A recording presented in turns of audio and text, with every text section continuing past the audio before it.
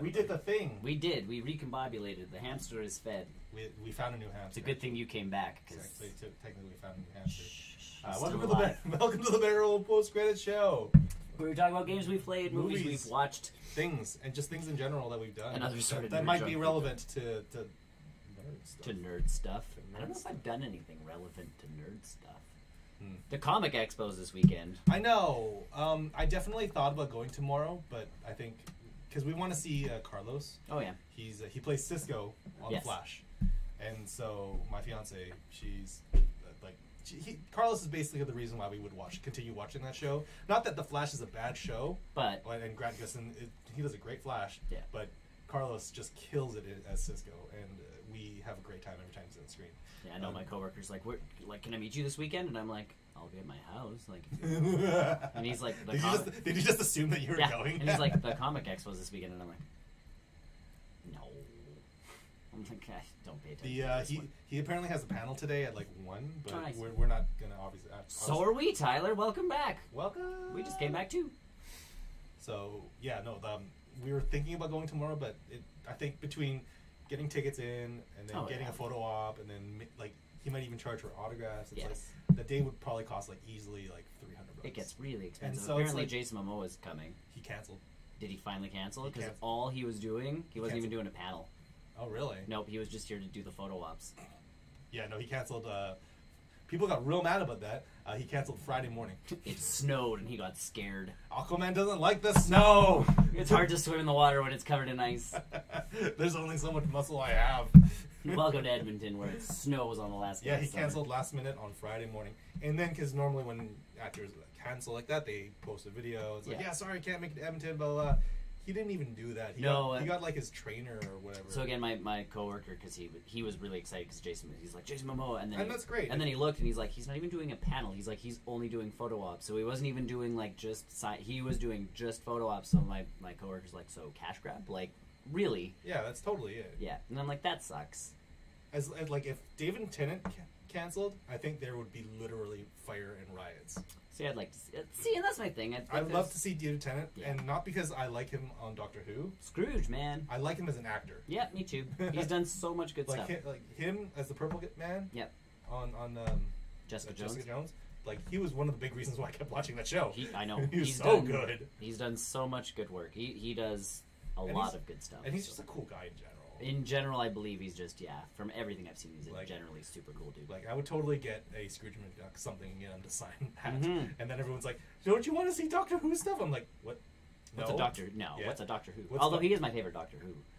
I don't have a strong opinion about Doctor Who. When I got into Doctor Who, because it was on Netflix? Yes. Yeah, so I started watching it, and the first guy was good, because then I liked him from Gone in 60 Seconds. He was, I like him as an actor. And it was just fun to see him having fun. Mm-hmm. But David Tennant going from super serious guy to having fun guy to like this and that, super like he can go all over the such good range. You're like, man, he's good. Yeah. And I fell in love with his version of Doctor Who, and then Matt Smith showed up, and I'm like, Matt Smith was fine. He was good. Yeah. I still enjoyed the show, but I was like, you're just not the same. And then I stopped watching. I think David Tennant was a lot of people jumped in on that time. They did. So like I kind of feel bad for Matt Smith because he did do a really good job, but David Tennant's my guy. Yeah, but then all of a sudden he's like, I'm gonna be Scrooge McDuck, and I'm like, like that could have been, that was the best decision. You got a Scottish guy to play Scrooge, like, you know. Anyway. Crazy how that works. Right. Either way, that's the nerd stuff going around our city. We didn't. Yeah, not I'll go into not that we're It's way too expensive. So, that being said, you want me to go first, or I can go. It doesn't matter. And we can lead into certain things. So, 2 weeks ago, I just got a PlayStation. How are you liking console life again? Here's my thing. I enjoy my Switch. One of the games I've been playing on my Switch is I await Super Mario Party, which is pre-downloaded and ready to go, and Dragon Ball Z Fighter, October 5th. And October 5th and September 28th for Dragon Ball FighterZ. See, I'm on the fence about that one still. And the only reason I pre-downloaded Did you get that right away? No, you don't get to play it yet. Okay. You get it. It downloaded. So I now have 2 Dragon Ball games. Well, 3 Dragon Ball games. But you can't play them. But I can't play them until the 28th. But I always liked the old Super Nintendo fighting games. As bad as they are. Oh yeah, because it's like punch, kick button. Those if you press them SNES both at the same Genesis time, games were so bad. yeah, if you press them both at the same time, you power up. Yeah. And if you power up enough and you press the right button combination, you go Super Saiyan or you power up to the next level or whatever it happens to be. And then like it's super simple fighting, but back in the day, that one was the one where you could punch a guy up into the sky. Yep, and there was 2 levels of fighting. There was up in the sky. You could And then- punch a guy through the wall, and I mean, And you the could best end up part on is the when you same had level, like the but- fireballs. Yeah. There was like this gigantic animated sequence, Yeah. and then the fireball kind of goes across the screen. Yeah, like and it then you have like looked- a button combination to either deflect it or return it. And that's where I felt Dragon Ball Fight, and it still looked like it looked more anime-y than half of the fight, like Dragon Ball fighting games that came out on the newer consoles, and that is where a lot of the inspiration for Dragon Ball Fighters came from. Was It was funny reading about stories about the development of the Switch version. Yeah. Apparently, it was the first platform really they started developing it for.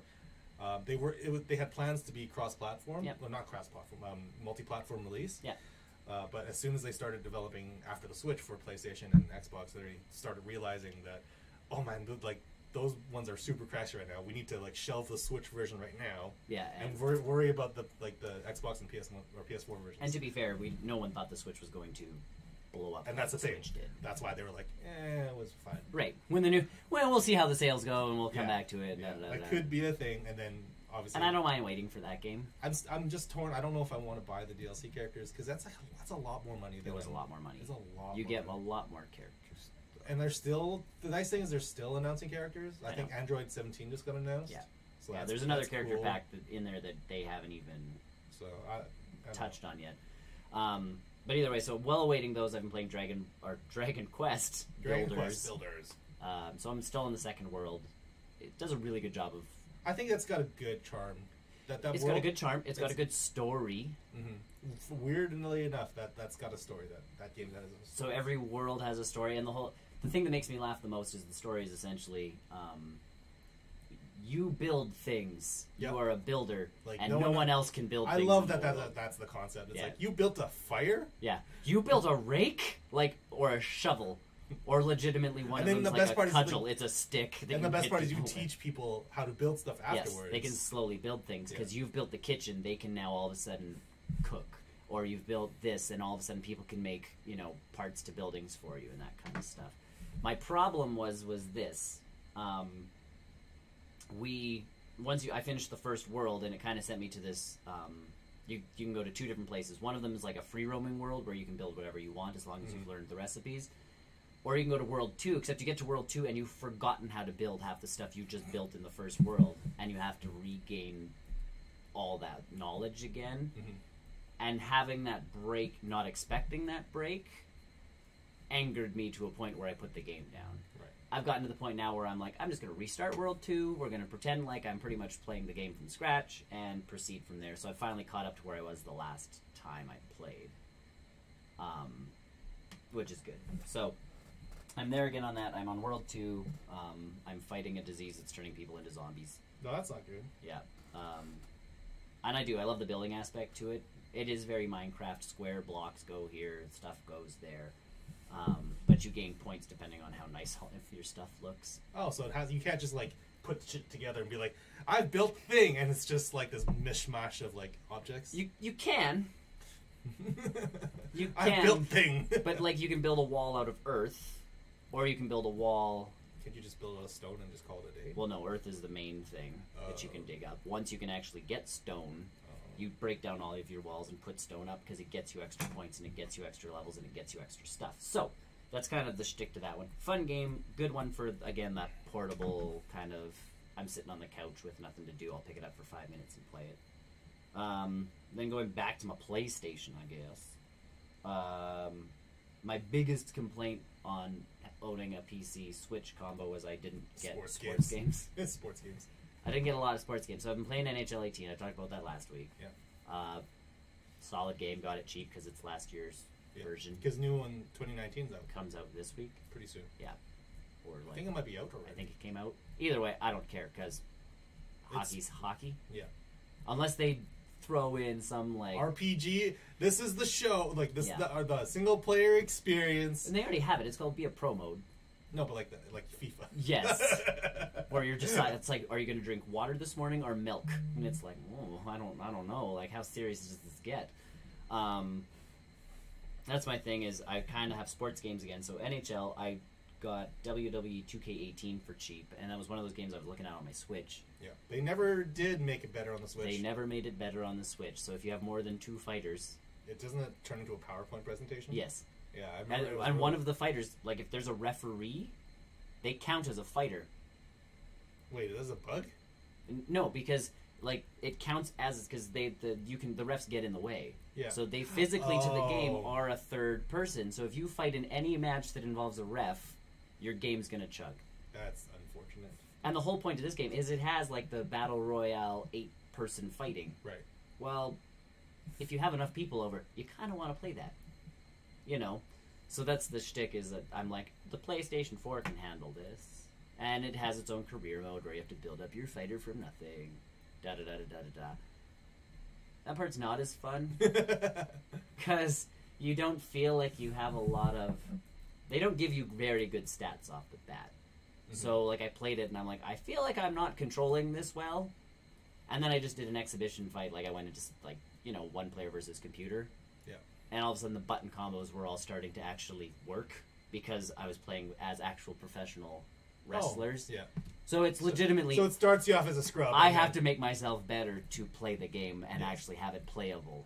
That's an interesting take on that. Yeah. Cool. The weird version of it is there is no voice acting. So like I met The Rock. And it doesn't sound like Dwayne Johnson because he's... And it doesn't sound like Dwayne Johnson. The hair looks weird. Like the graphics look old. That's weird. Outside, like in the story mode, they look old. In the ring, things look okay.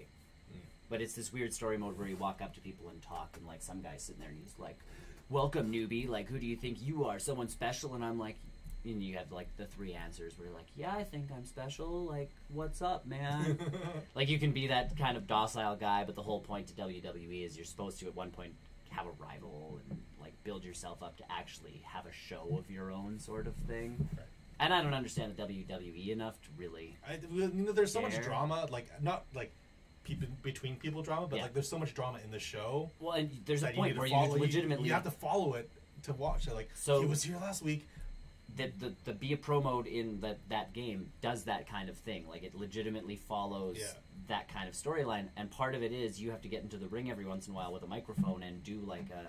No one thought I could make it here, but look at me now. I am here, and you actually have to pick the dialogue you're saying, and if it connects, then the crowd likes you more. Hey, that's all right. It's like a very cool presentation. That's a cool way to translate that into a video game. It really is. Like, and it does. It gives you points if the things you're saying actually coherently go together. Like, you can't just mash the X button. You can, and you'll get a really weird speech. It's like, no one thought I could make it here, but I made it here. And then it goes to the next thing. And it's like, I really enjoy pancakes. And you're like... I'm gonna make you a pancake! Cool? So that one's fun, and then I was looking at getting MLB The Show at the same time, and I'm glad I waited because it went on sale on this flash sale that PlayStation's having, so I started that this morning. You go to training camp. Sports! So you go to training camp as a... They've made this one as you're not really a first-round draft pick. Mm-hmm. You're not going to make it to the major leagues, like, right away. Yeah. So you have to go and show off your skills, and I am literally in AA baseball, which is what we used to have in this city. Like, I am barely hanging on into the MLB, the Major League, baseball people. And then I just have to play my way up, and you gain skills by actually doing things while you play. And did you get drafted? Like, you get drafted eventually? I'm drafted right now. So after the training camp thing, I got drafted by the Orioles, who are an actual team. Okay. But they send me not to their farm team, but their farm team's farm team. You have to work your way up from. I have to work my way up from AA to AAA to MLB. Oh wow! All right. But here's the thing. So depending on what you choose, like I'm a shortstop, so I'm in between second and third base. If no one hits the ball my way during a game, I gain no skills. I was just going to say, how does this work? Like, I've played baseball games in the past where you can kind of control a whole team. But and you can still do that. But if you're just in this story mode, you're literally just standing there going like... You are. Now, the nice part is I'm sure there's like a fast forward button. Now, the nice part is you can press a button, and you can watch the entire game. And it's presented at like a television thing. Like, they actually have broadcasters, and they do the whole, like, swooping in of graphics and this kind of stuff. And giving the stats and talking about, like, oh, in his last up to bat, he barely hit, like, he missed and, like, struck out, da-da-da-da-da-da. Sure. Or you can do play-by-play, and it will quickly go to, like, this is what's happening in the game. You're not going to get the commentary over top of it, but you're going to get the quick and dirty, like, this guy's up to bat, hits the ball, didn't get anywhere, hits the ball, pop flag, oh, got to first, da-da-da-da-da. Or you can just let it do its thing, and it will only go to the parts of the game where you're playing. So if you're up to bat, you get to bat. If you're on field to actually be shortstop, they let you on field to be shortstop. Because sometimes you're not even on the field. Correct. Right? So some people apparently have run into a glitch. I read this online before I bought the game. I was reading reviews because I'm like, how far back do I want to go with the show? Mm-hmm. Cheapness-wise, when I was looking it up last week before it went on sale, I'm like, if I go back to 2016, it's probably cheaper, but is that, a good version of the game? People in 2018 apparently have gotten stuck as the reserve hitter, and the only time that person goes up is when they replace someone to bat. Like, that's what they get stuck as, and I'm like, woof. That's pretty... Just like real life. That's just like real life. Yeah. But playing single player is kind of fun, like the Be a Pro mode, because like you can do the showbiz move. So if some guy hits the ball, like you make the diving catch. Does slow-mo and everything? Yeah, it does the slow-mo, and you actually have to like move the controllers to the right place and hit a button. Like, it kind of quick time events you. Yeah. But it makes... Like Spider-Man? it's exactly like Spider-Man. There's a glove. Yeah. And there's a hole, and you gotta whoop, and then press a button. Yep. Just like real life. Just like real life. Same with throwing. So if I catch the ball as a shortstop, yeah, I've held the button to throw it to first base. Mm-hmm. And it's nice because the controller has the speaker in it, and you actually have the coaches yelling at you as to, like baseball, where to throw. But you're not allowed to have headphones or... No, you literally have to be listening during baseball. Like, there's coaches on the field. Oh, okay, so they're yelling and you have to They're screaming, so out of the controller you get first, and so I have... Or your teammates are telling you where to throw it. That's a cool use of the speaker. Totally cool, and it's really helpful because I'm not that aware... Like, I like baseball, but I'm not aware of that kind of gameplay where... Like, I'm sitting there going, I should be throwing here to lead this guy off, and it's like, no, if you throw it to first, we can get this guy out, and then we'll worry about the guy running to third. So MLB is exclusive to PlayStation, right? The show definitely, yes. The show. Why have they never done like move controller baseballs? I don't know. Like, it's weird. Like with the VR stuff happening, it's picking up space, but and so there's move controllers. Maybe the next one or the next one. I would love to see like some sort of like virtual reality baseball thing where you're catching a actually have to play baseball. Yeah, slightly. You actually have to move. Yeah. That would be cool. Yeah. So this one's... So I got a baseball game on my Switch ages ago, which I've talked about on the show, RBI. This is infinitely timed. Like, I'm sitting there going... It's a real baseball game. Yeah, I'm sitting there going, like, I bought it for $20 or whatever it was on sale for, and I'm like, please be good, please be good, please be good, please be good. And I know it's the show. And I know people talk about it, and... It's got a quality to it. Yes. Like, I know people actually talk about it as a good game, so I'm like, okay, hopefully good. And it's been so far really good. And there is the franchise mode where you do build a team, play as the whole, like you play. Oh, so there's a lot of there's options. And there's, of course, the gimmick in there of, like, as you're playing franchise mode, it's like, do you want to unlock new characters? Like Dynasty mode or whatever? You can unlock card packs and collectibles. And, good. Microtransactions. Oh, yes. Microtransactions. Which I'm just going to skip. There's microtransactions, obviously, in WWE 2K18. If you want to make if you want to make your wrestler super awesome, you can buy. Game. You can buy their 2K points. Yeah. Actually, I'm worried when they drop Borderlands 3. It's a game about loot boxes. Please don't charge me for those. I'm hoping they learn. I've also I started Uncharted 4. I talked about that a little bit last week. I don't remember enough about the Uncharted series. The nice thing is that all you need to do is, or all you need to remember is that Nate hooks up with Elena, get married. Which is nice, because they have that attic scene in 4, where you can kind of go and look at all the collectibles. I forgot about that sequence. Oh, man. So as I was looking at all those, I'm like, I'm starting to remember, but when I was buying stuff in the PlayStation, I had that sale before I got my PlayStation, I also got the Uncharted Trilogy Collection remastered or whatever. Mm-hmm. So I'm like, I got to a certain part in 4 where I did some diving stuff, and I'm like, I'm going to stop here. Maybe, I would... And go back. I have them. 1, 2, and 3 are... They're good games. They're very good. The remasters are a little... They're still, like, you can tell they're older. Like, 1, you can tell... One does not age well. And even the remastered, I'm like, you can tell this isn't old. They tried game. their best. They did their best. It's still playable. It's not like the Silent Hills remastered. In their defense, they weren't sure how far they were gonna go with Uncharted. Sure. So they're just like, we whipped a game up together. Yeah. Now we have to put story into it. I feel like I know that looking back now, like to where it's ended up, amazing. Yes. But playing one again, I'm like, you can tell this is the guys that made the Crash Bandicoot game. Yes. There's moments in this where I feel Crash Bandicooty. Speaking of Silent Hill Remastered Yes. Collection, that's one of the games that they lost the source code for. That's not surprising. That they had to rebuild Silent Hill 2 from the ground up. Silent Hill. That's why that came in. That's why that remaster ended up the way it ended up. Anyways, so it's not on the developer's fault. And then game-wise, last game, obviously, I ended up finishing up and getting 100% all the trophy stuff on. I did that last night too. Should we talk about Spider-Man? We can talk about Spider-Man. Should I put up a spoiler thing? We invented one last week again. Is it got webs on the corners? No, I didn't have that much time. No, but that's cool. Do we want to talk spoilery type Spider-Man stuff? We can. All right, here we go. Hold on. I put it somewhere in here. It says spoilers. There it is. It's right at the top. Boop. Boop. Spoilers. And it's actually over top of us. It's not on the TV. It's like super magic. Super magic? Yeah. Layers are weird. I know. Layers are just... Oof. Spider-Man's a good game. It's a good game. All right, done. It's a good game. So story-wise, I told Chris last week, because I talking about the game with you guys in a group chat, because you got it, I got it, Chris got it, Brian got it. Like, we all got the game. Yes.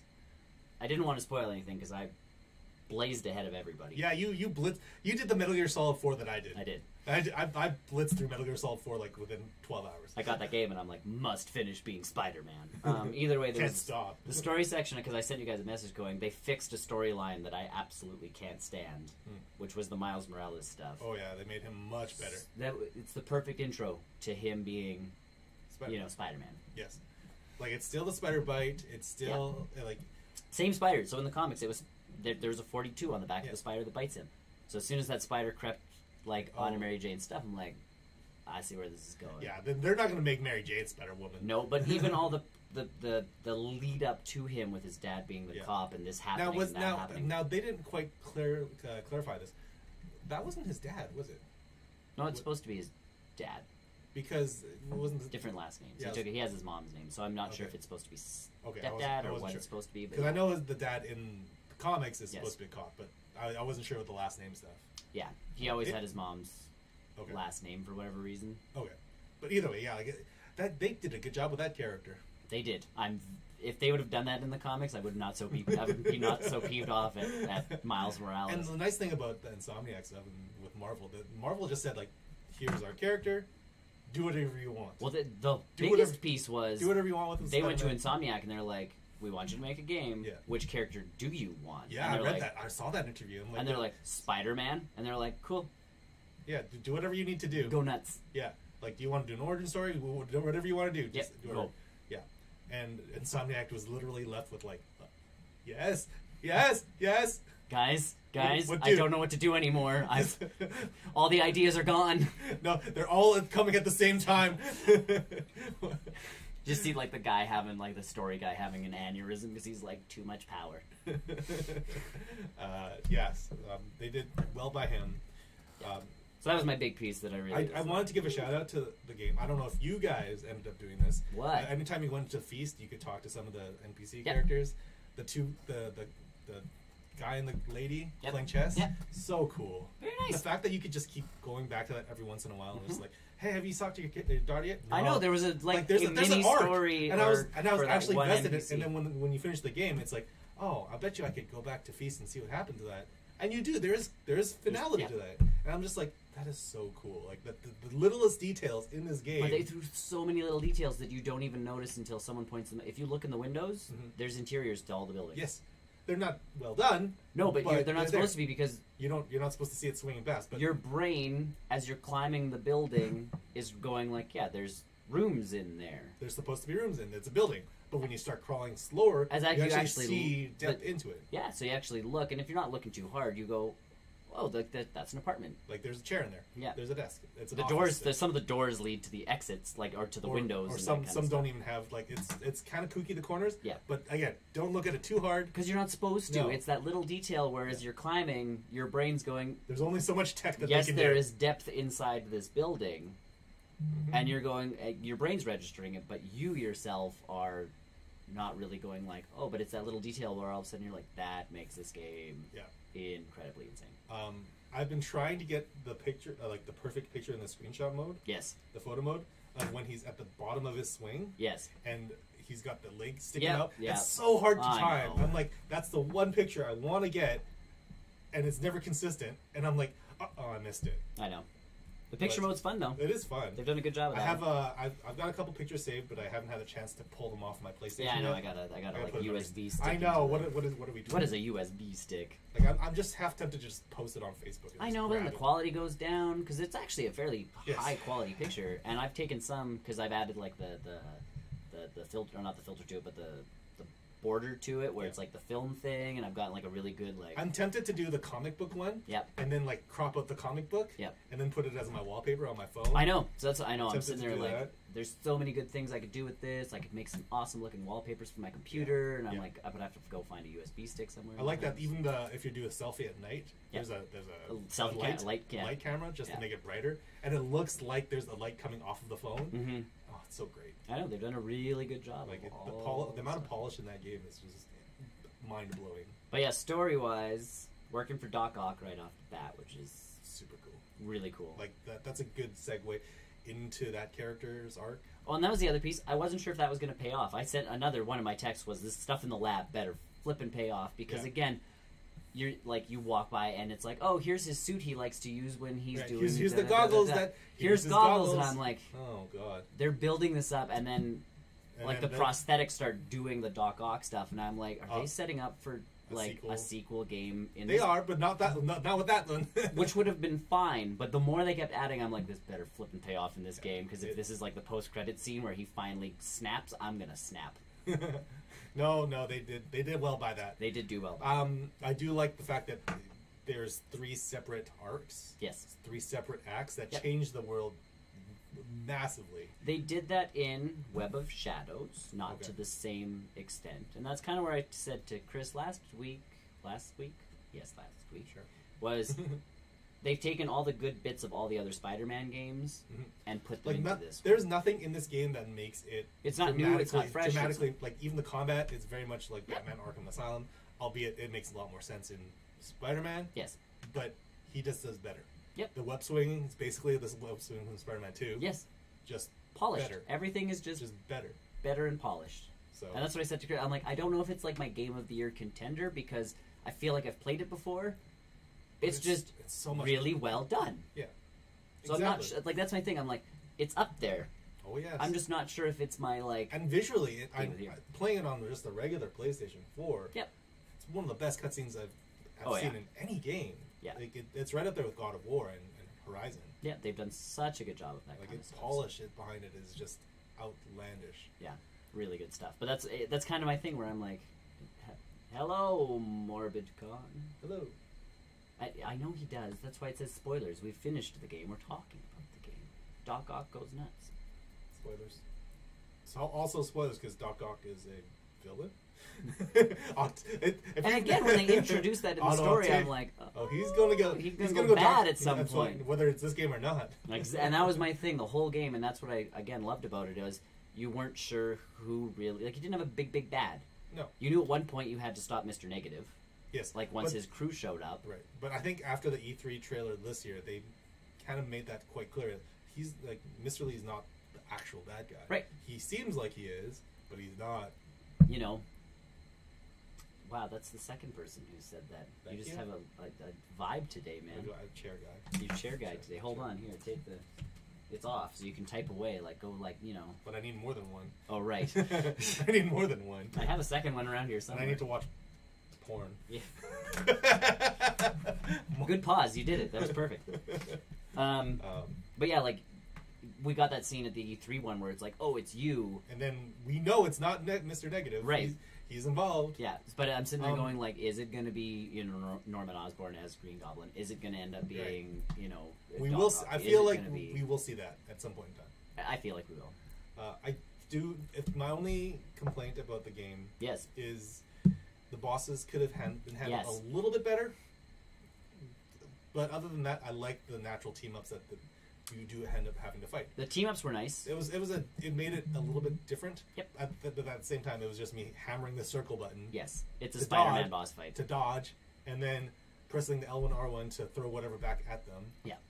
That's it just felt like Rhino, you're just dropping the thing on top. Yeah, exactly. L1 R1 to drop something on him. Like even the Doc Ock fight didn't feel like a final. Yeah. Boss. The boss fights did not feel like boss fights. They could have done it a little bit. I died better. more to the minions. Yes. Because they catch me off guard with. And the fact that they give you just this outlandishly good suit power at the end of this game. Yes. It's like it doesn't help. So yeah, I don't like that was my thing. Like I fought Doc Ock, and as we're like even working ourselves down the side of the building, that felt good. It was cinematic and it was nice, but good. The first time but it fell into the same pattern. Like they didn't switch it up. No, we did the same thing 3 times or 4 times or 5 times down the building. If there was like different animation sequences hiding all of that, that would have been a little bit different story. Yeah. But even the fact that it was this, wait, this, that, wait, dodge, that, like you kind of got into the rhythm of things. Exactly. So. Other than that, yes, you're right. The boss fights were could have used a little bit more work. Yeah, but the characters, even the Sinister Six themselves, they felt great, even though they were only in the story for like 5 seconds. Thanks, Morbid Con. Even though they were only in the story, like Vulture was only in the story for like 5 seconds. Right. Rhino was only in for like 5 seconds. Like they felt great. Rhino got a little bit more because he had to escape him as Miles, which was kind of fun. Oh yeah, that's right. Okay, so the Shocker got some like. A lot more FaceTime than I thought he would have gotten. Yeah, which was fun. But you get it as like, why are you robbing banks again? Like, you know better than this, Shocker. Come on, man. You know. The quips are good. Quips were nice. Oh, that was another weird, like, thing about the game. That when you finish the game, and you're fighting all the crimes, some of the lines are not updated. No. To the current situation of the game. Why is Silver Sable doing this? Or it's like I really need to stop Martin, Lee, and Ock before things get out of hand. Yeah, I did that. They're done. I can't even do that boss fight again. I've done that already. Why? I've 100%ed at this point. Like I've 99%ed it. Like, I'm done. If you see that he's clearly in Rikers now, if you'd like, we can try and swing over there. It's a little tough, but maybe we can make it. But yeah, the web swinging, once you get used to it, feels solid. You know what? I think I was right in. Like, I don't think I had any learning curve with the I did, but that was because I haven't held a controller in forever. Yeah. Like the PS4 controller with the big thing in the middle, and once I got into it, I was And once the web swinging speed sped up, I think I was even more comfortable. I like the subtle confirmation that you were just hitting the ground real quick. Yeah. As the vibration. Yeah. That's like it gives you that sense of speed of going through traffic. Yeah, they've done a really good job. New York feels alive. I don't have to go catch some stupid kid's balloon. Have you ever? They mentioned that. There's a bit on that. Yeah. Whenever you high five individuals or civilians, do you ever notice that someone will be like, "There's a guy being mugged over there"? Oh, really? Yeah, that happens. Where it's like, "I saw someone around the corner. You should go point it out," and then it puts a crime on the map for you. I don't spend enough time on the ground to actually. I was actually thinking about doing that because everyone's like, "Oh, watch this video. I swing from one end of New York City to the other." I kind of want to walk it. Yeah. I want to try that just to see like the ground level stuff. Like, there's a lot of detail in the ground. Well, if it helps, there's also daily bugles you can read. Yeah, no. That adds to your collection that isn't part of the like. There's a lot of weird trophy hunting things that could have been trophies. That could have been trophies that they didn't add as trophies. Yeah. Which I don't mind because now I have a platinum trophy, my first one ever. But you know, first platinum. But like I'm sitting there going because I didn't get all the secret pictures, I didn't get all the daily bugles, I didn't, like I'm sitting there going, there's some the combat stuff could have been way more complicated and way more difficult. Where it's like, which I'm glad they didn't. But if it's going to be a trophy, correct? Yeah, that's one thing you could, other than just get level 1 completed in the combat tree or whatever.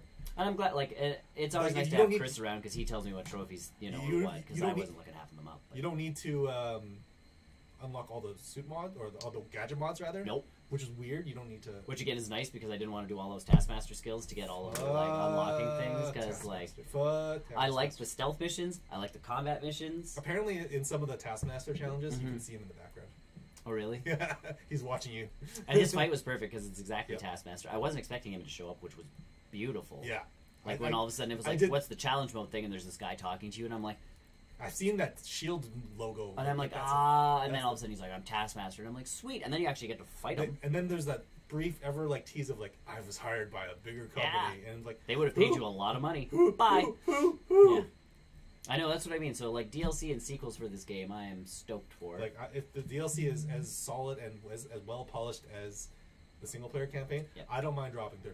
No, and like I said to Chris, And the fact that they have already said that there's more costumes coming, yeah, makes me really excited because some of the costumes are great. some of the costumes are amazing. Like, I said to Chris though, if once the sequels come out, there's the post credit scene essentially with Norman Osborn yes, talking to Harry in that tank with him. It's Definitely a different take on the symbiote. It's based off of the Ultimate comic, Yes. so which is different. More, which the is fine. symbiote was supposed to be something that healed. Harry. It healed sickness. Yes, so in their version, aiming they for the same thing. Yeah. My only thing is, I'm like I said to Chris, the next game either has to have Venom as the big bad, like the symbiote is the big thing that we have to fight, or it's got to be Green Goblin. If they try and throw both of them in, I'm gonna be mad. Like I do want a trilogy. I feel like you could totally do both of them in a larger game. It would have to be massive, which is fine, because at that point, because the directors have stated that Spider-Man is their version, their equivalent of Iron Man to the MCU. Mm-hmm. So if you read into that, the Avengers are somewhere. Well, obviously the tower's there. They are just on the West Coast, being West Coast Avengers. Or they're solving a bigger problem right now than. And I gotta laugh, like when I was cleaning up some of the crime around the city. I'm like, who wants to do crime outside the Avengers Tower? I know. Like that is like a death wish. These escaped convicts who have no powers whatsoever. I'm gonna rob this bus in front of the Avengers Tower. We kidnap people. A block away from the Avengers Tower. We're gonna do this. That's just begging. Because that was my thing. I'm like, you either do a big symbiote story as your next game, or Norman, something happens and he. So I feel like you do symbiote next. Something obviously happens to Harry, which drives Norman to be the penultimate third trilogy final. Like, here's your final Spider-Man game. I would like more Goblin. Avengers involvement, which would be good. Like I would. You don't have to have Iron Man. You don't have to have Captain America. But even if their next game isn't a Spider-Man game and they can pull off something else, and it doesn't have to be open world. It doesn't have to be. I think they do Guardians of the Galaxy. I think that would be something. Cool. That would be something very. Because you could then do space stuff. Fly to the different planet. This planet has this section which you can run around in, and that feels less closed off. Because even like we were talking Iron Man. Iron Man is a tough one. Flying through New York, you're gonna get from point A to point B. It's not as fun. Like that's the whole. The tactile swinging is the fun. Flying, you're like, meh. Captain America, you're going to be hoofing it everywhere. Yeah. The Captain America we're on a motorcycle, which is still not as fun. Not as fun, unless the motorcycle can all of a sudden go on the walls. And, Ghost Rider. We're going to make Ghost Rider. We're going to do Ghost Rider. But like Captain America, they did a really good tie-in game that came out from Sega. Oh, that movie one. The movie tie-in one. Yeah, that was. It was good for what it was. The Captain America pieces were good because it was, here's a castle, make it through the castle, which is essentially a Hydra base. He's an acrobat, so you're doing the almost Prince of Persia type stuff, but you couldn't do him open world. So that kind of game works, and that's where... I think, so yeah, I think a Guardians one would work good. Or they show up subsequently for small parts of another Spider-Man story. Correct, yeah. Like, here's the Hawkeye mission. It's not Taskmaster missions anymore. It's Hawkeye missions or whatever. Yeah. Well, and like Chris said, obviously the next game you're going to be probably switching between Peter Parker and Miles. Wild theory. I would like to see a multiplayer thing. That would also be cool. Like 2 people swimming across New York. That would be sick. Because their powers aren't. Miles has a couple extras. Yeah, like for the most part, on surface level, he's basically got the same powers. Yeah. I think he's technically more powerful. He is. They gave him extra, so he can actually. He has like a stunning zap that he can do. Yeah, and he can invisibilize himself. I thought he can shoot venom or something like that. No, that's his. It's his sting or whatever. It's more of like he has to be up close and personal, but it's a paralyzing like sting. But so the stealth missions essentially. You're doing the Mary Jane like stun baton thing. I thought those Mary Jane missions were kind of tacked on. They could have been handled better. They could have been, but they also did add to the story, and they added to the whole point of their relationship and her wanting to actually do it. Help. and do something as opposed to just being saved. Which it makes sense, but it doesn't. It still felt a little tacked on. Yeah, especially when it's like Spider-Man could have done this job. I did appreciate the train one where she in the train sequence and the train station. After about 5 takedowns or 3 or 4 takedowns, it's like, oh, okay, so it's just you're basically Spider-Man, just on the ground. Yeah. Yeah. That's all it really was. But it was a nice change of pace. It was, and like I said, it was more just, I think, to I'm just glad that there wasn't add to their tons of those. They did a good number. Yeah. Like even the Miles Morales stuff, it's like he has nothing. He can sneak and he can hack. Yeah. And it was like, that'll be nice when I can just swing around as him. But yeah, if all of a sudden it was like, oh, you know, Spider-Man swings into a place and it's a stealth mission, and all of a sudden it's like Daredevil shows up. And, you know, you can do team takedowns and all that kind of stuff. And you know, Daredevil could show back up again with Kingpin. Yep, right? but that's what I mean. That's like, there's enough stuff going on. I would like to see more. I'd like to see Punisher. Yep. That would be a cool, weird, like... That would even be it could be an act of itself where you're, you know... Yeah, it could be a Taskmaster side mission where it's like, oh, the Punisher is doing this, I gotta stop him. And then every once in a while, you fight the Punisher. Yep. Yeah, no, it would be nice. So yeah, there's a lot of open-endedness to this game. There's a lot of possibilities. It's gonna be... But it's tight and open at the same time. Yep. They did a really good job. There was a nice balancing act, and they did it. And like I said, to me, it's just, they've taken elements, they've played every Spider-Man game. They've played Spider-Man games, they've read the comics, they've watched the movies, they've watched them, they know what makes... The train sequence, well, we want to make fun of the train sequence in Spider-Man 2, so that's it. That worked the last time. Oh. As soon as that started happening, I'm like, really? This is what we're gonna do? Nope. And I'm like, oh, good. Oh, right. It actually did what physics would have done. A barreling train stopped with webbing. I'm hoping that the DLC comes with those movie costumes, because that would be so cool. They already did Infinity War and Civil War costumes. Like, just do those other 2. Like, I know we don't like those movies as much as other people do, but the costumes are still iconic. If I could get the Tobey Maguire like Spider-Man costume, I'd kill her. Yeah, it was as bad as those movies are. I still like that costume is iconic at this point. Like, I like that movie's version of it. I like the Tobey movies. Like, it got really close to the comic book at that time. My problem with the Andrew Garfield movies was the writing. Again, like, it wasn't anything against... Like, Andrew Garfield can do things. I've seen him in movies. My problem is the writing in that movie was atrocious. Like, it's like, this is not Peter Parker or Spider... Like, no.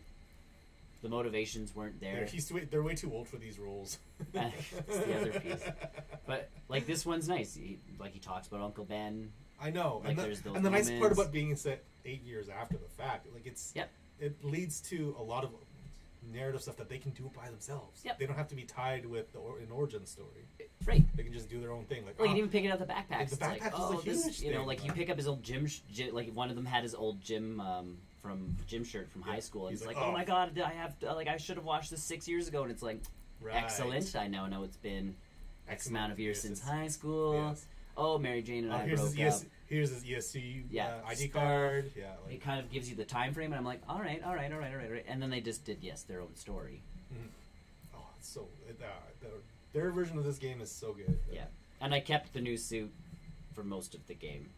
Until I started fighting crimes at the end, and then I actually stayed with the Stark suit. Did you? Most of the time, the Homecoming suit. Yeah. I like that one the most. My biggest thing was I didn't want to end up in a scenario where I was getting a cutscene and I was still swinging around in, like, you know, my classic Spider-Man, like the original one that you start the game with, sort of thing. I didn't want to be swinging around in that, and they're like, nice new suit, Spidey, and I'd be like, it's not new. I didn't want that to, and they never actually... The only sequence that happened was the last sequence. But they put you into a new... They force you into a new suit. Yeah, they force you into that new suit, and then into another suit after that. Yeah. So...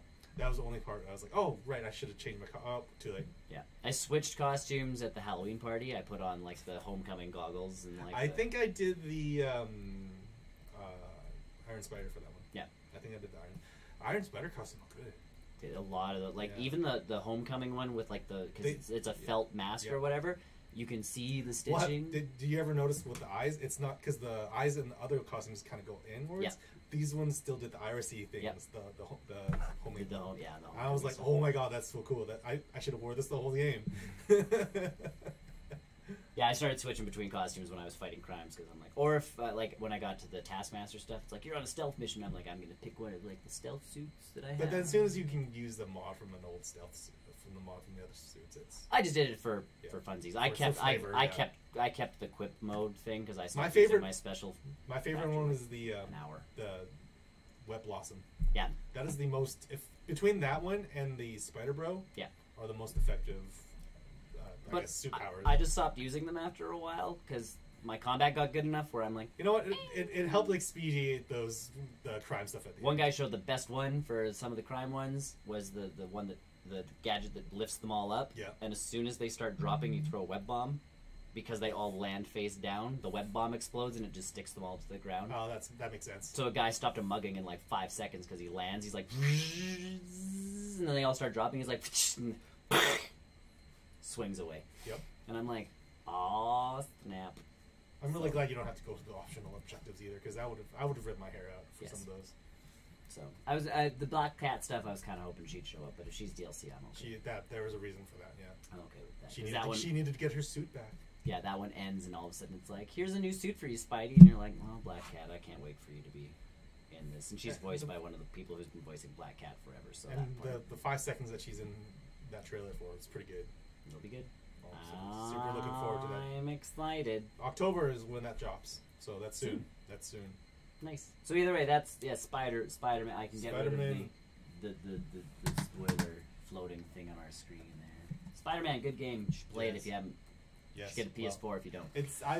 I don't do this all the time, but definitely get a PS4 to play this game. Yes. It's 100% worth it. And then of course you get all the other PlayStation. And that's exactly what we talked about. It was like at this point, like Spider-Man's selling consoles just because people are like, oh man, and it is such a good game. Yes. And it's Spider-Man.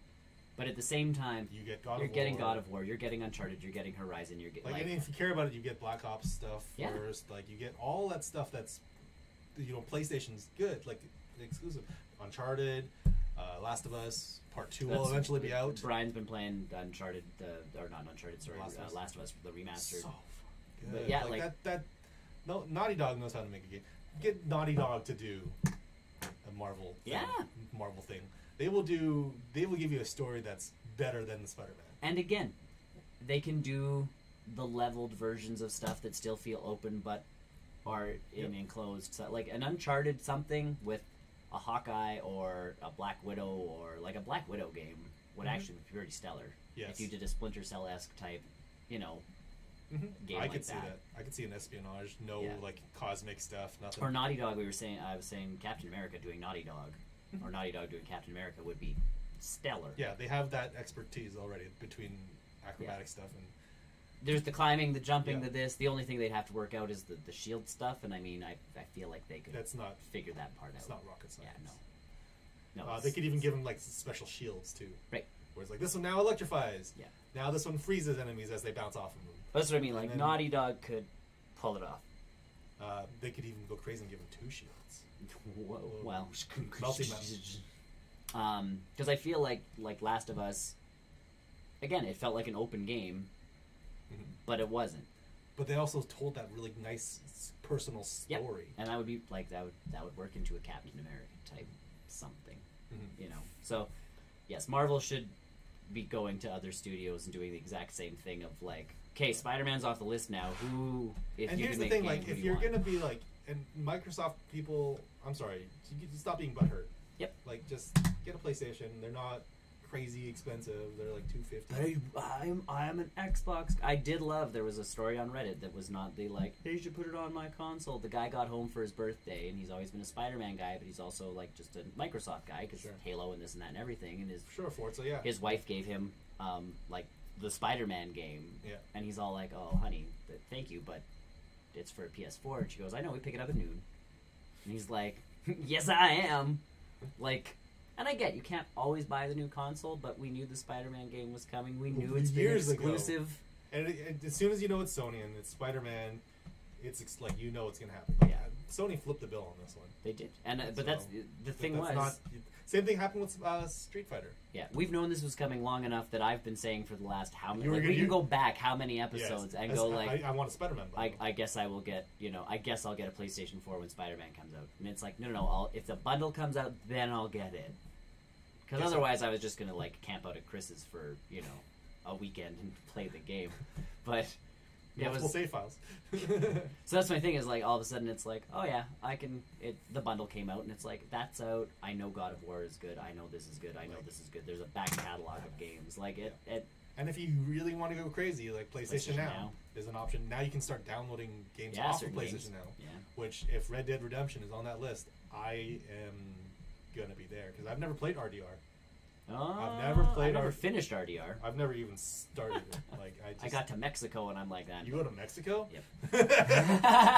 Like I feel like I should play it before RDR 2. Even though the RDR 2 is the prequel. It's prequel. Like I just feel like I should. It was a really good game. That's what I hear. But it came out when Alan Wake came out, so I was like, I am playing Alan Wake. Goodbye. Also a good game. Yes. Rumors that Remedy is making a PS4 game. I know. So we'll see what that is. Hawkeye. 10 out of 10. 10 out of 10.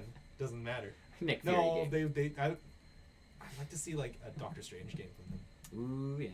A Doctor Strange game would be right up their alley. It's like kooky, crazy. Yep. Everything go. See, and like I said to Chris, the biggest thing is because when we started talking about it, it was like, well, who's the next one for an open world game? And I'm like, don't do it. No. You're gonna screw yourself over. You're gonna bite off more than you can chew. Yeah, like Doctor Strange could make a great game, not an open world game. He's not that character. But if you have him flipping between different dimensions and doing different things, different realities, yeah, or worse yet, making your own stuff between realities, right? Some sort of like customized. I don't know. There's so much more they can do. There are possibilities. I just hope the superhero genre doesn't try to do the whole like open world game again for every superhero. No, some can do it, some can't. Yeah, because they tried it with the Hulk. Or if they do it an open world game. Now, this is just going to what people want, like an Iron Man open world game. Mm-hmm. If you do that, you need to go balls deep. Like you need to do Earth at that point, or like the East Coast at the least. Yeah, like you need to do bigger than just one city. Correct, because again, flying does not take that long when you have super repulsor jet things that can get you from A to B, like Mach whatever, in 2 seconds. So do that. Yes. And then you might have something. Yeah. But if they put Iron Man in the New York that they have in Spider-Man, it's useless, pointless. And again, it could be fun, but it wouldn't be the same. And the whole appeal about Spider-Man is that he's your friendly neighborhood Spider-Man. He stops local crimes. Yeah. Not Iron Man. Iron Man does not stop local crimes, small crimes. No, he fixes Spider-Man's mistakes in the new movies because there's that responsibility to him, and like it's like, oh man, my sidekick just like blew up a boat. I would like to see them. I would like to see them try another Deadpool. Yep. Like a prop, as fun as that. Deadpool game. Whoever made that one, High Moon Studios. Yeah. As fun as and dumb and kooky as that is, like I'd like to see another Deadpool. Like, hey, I get to be another game. And you totally know, like, as much as we all love, is it Nolan North? Yeah, Nolan North did the three voices. We know for a fact if they made another Deadpool game, Ryan Reynolds would be in there like a wet shirt. Somehow. Voicing that one because he'd want in. I feel, Even if he narrated it. Or if he like did the intro sequence. Oh, I guess I got a game this time. Or he did one voice and Nolan North did another one. Oh my god. Those two between each other would be just catastrophically funny. Yeah, but that's what I mean. Like, and Deadpool's popularity at this point, you could pull it off. And again, and they could not as an open world game. No, just a level by level. Yeah, because that's where the internet seems to be. It's like, this one should be next, and it'd be awesome open world. And you're like, think about it for 2 seconds. It would not. No, it works for some, but not every. Yeah. So. Cool. Yeah, Spider-Man's a good game. Spider-Man. Anything else? I watched some stuff. I've been watching Taskmaster, which is not a BBC show, but I've been watching pieces and bits of that show. Taskmaster's fun. And as much as I keep saying this, like, that couldn't be that bad. I know it's that bad. Yes. I have first-hand experience of that kind of stuff. Well, I don't take for granted what those guys do. Well, no. So Taskmaster is legitimately like. Oh no, Peacemaster. Sorry, Peacemaster. I'm talking about Peacemaster. No, Taskmaster is 5 British comedians. Oh, yeah. And he gives them dumb tasks. So one of them, I think I talked about this with Chris last week, but one of them was legitimately they walked into... He owns a house. Like, the studio bought a house. And they do things at that house. So one of the rooms is a lab, and all it is like, white plastic on all the walls so they can clean it really easy. But he walks in, and there's a table, and there's an egg inside an egg holder. Mm-hmm. And... there's an envelope next to it, and they open the envelope, and it says, "Eat this egg, fastest person wins." Okay. So there's the one person who's sitting there, and, like, boiling it. And they're in a house, so, like, there's the guys that go downstairs, get out the frying pan, and, like, cook the egg, and, you know, make scrambled eggs and eat it. And there's the one girl that was on the show, and she's like, well, all the boys are going to be gross and just eat it. Like, they're crack it open and, like, raw egg it. Mm. And she's like, so I guess that's what you know. Yeah, she wins. She almost won, except for one guy walked in, looked at the egg, and went... Because there's an assistant there, and he's like, do I have to eat the egg? Like, is that the challenge? And the guy's like, I can't tell you. And he's like... So he cracked it and just swallowed it, and then opened the envelope. So he was at 0. Like, he finished it. He finished the task in 0 seconds, because he had already eaten the thing. But some of the tasks are absolutely ludicrous.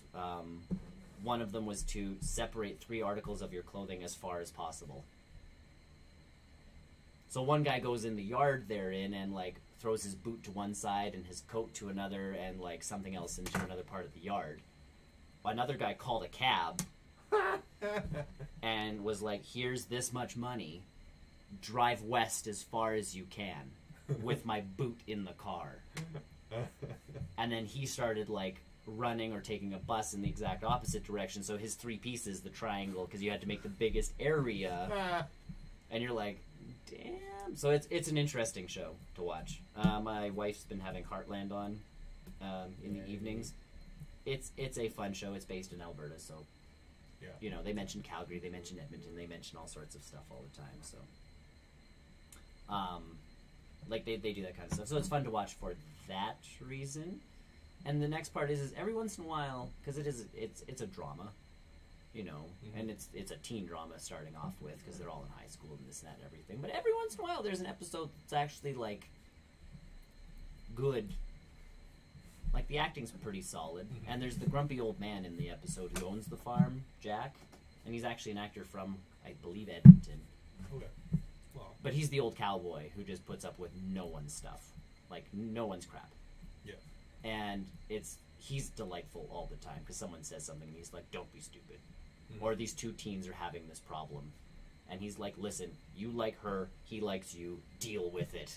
And I'm like, thank you for proceeding and moving that onward so it wasn't the entire episode, Jack. Like, he's that character. So that's fun. And then my wife and I also watched Won't You Be My Neighbor, the Mr. Rogers documentary. Is that on Netflix? No, we rented it. Oh, yeah, I'm going to end up buying it. You heard it? You mentioned it was pretty good. Really good. Pretty good. It is... Spoilers, Mr. Rogers is a really good guy. Spoilers. But legitimately... You mean he's not Freddy Krueger? Legitimately, like, it wasn't a TV personality. That was him. Wow. All the time. Starting in 1968, going up to 2003 when he passed away. Like, he was a genuinely good dude. And there's one point in the movie, or the documentary, that talks about... the guy who played the constable on his show, who was African American. They did a lot of stuff around that, which was awesome. But he ended up going out to a gay bar because he's gay. And someone at the studio found out, and, you know, Fred Rogers found out, and he went to him and he's like, listen, you can't go there again. And he's like, we've tackled a lot of issues. He's like, if I go after that one, he's like, we're going to lose, like, all our sponsors and this and that and everything. And he's like, so... you can keep doing that, but then you won't have a place on the show because I just can't. And I mean, again, you look at the Times, you look at this, you look at that. Like, he was already tackling, again, racism and, you know, war and assassinate, like, all sorts of heavy-hitting things. That was his one kind of, I guess, hiccup, was telling this guy that, and then he told the guy, well, maybe you should just get married and that will, like, solve some of your things. Because as far as Mr. Rogers knew, that was the shtick. The guy got married, his marriage failed. But Mr. Rogers stuck with him. And there's this very heartwarming scene where the guy, it's not like he holds a grudge. It's not like now. Is this all is there footage from that back in that day, or there's a lot of behind the scenes footage considering the show was. Did they have to do any reenactment stuff? They did no reenactments. Okay. They did a lot of interviews. Okay. So with anybody who's still alive, like his wife's still alive, his kids, the constable. But they didn't have to reenact any sequences. They did not reenact any sequences. Yeah, they didn't have to recast Mr. Rogers. No, there is Mr. Rogers in the film is Mr. Rogers. They had him at special appearances doing stuff. They had him doing other interviews from way back that no one's seen. Mm-hmm. They'd replay those. Or they'd have someone talking about a certain instance and then show the instance because they managed to catch it on film. Wow. There was just some weird stuff that I'm like, there's a lot of behind-the-scenes footage that I was not expecting them to have, considering film cost quite a bit of money back then.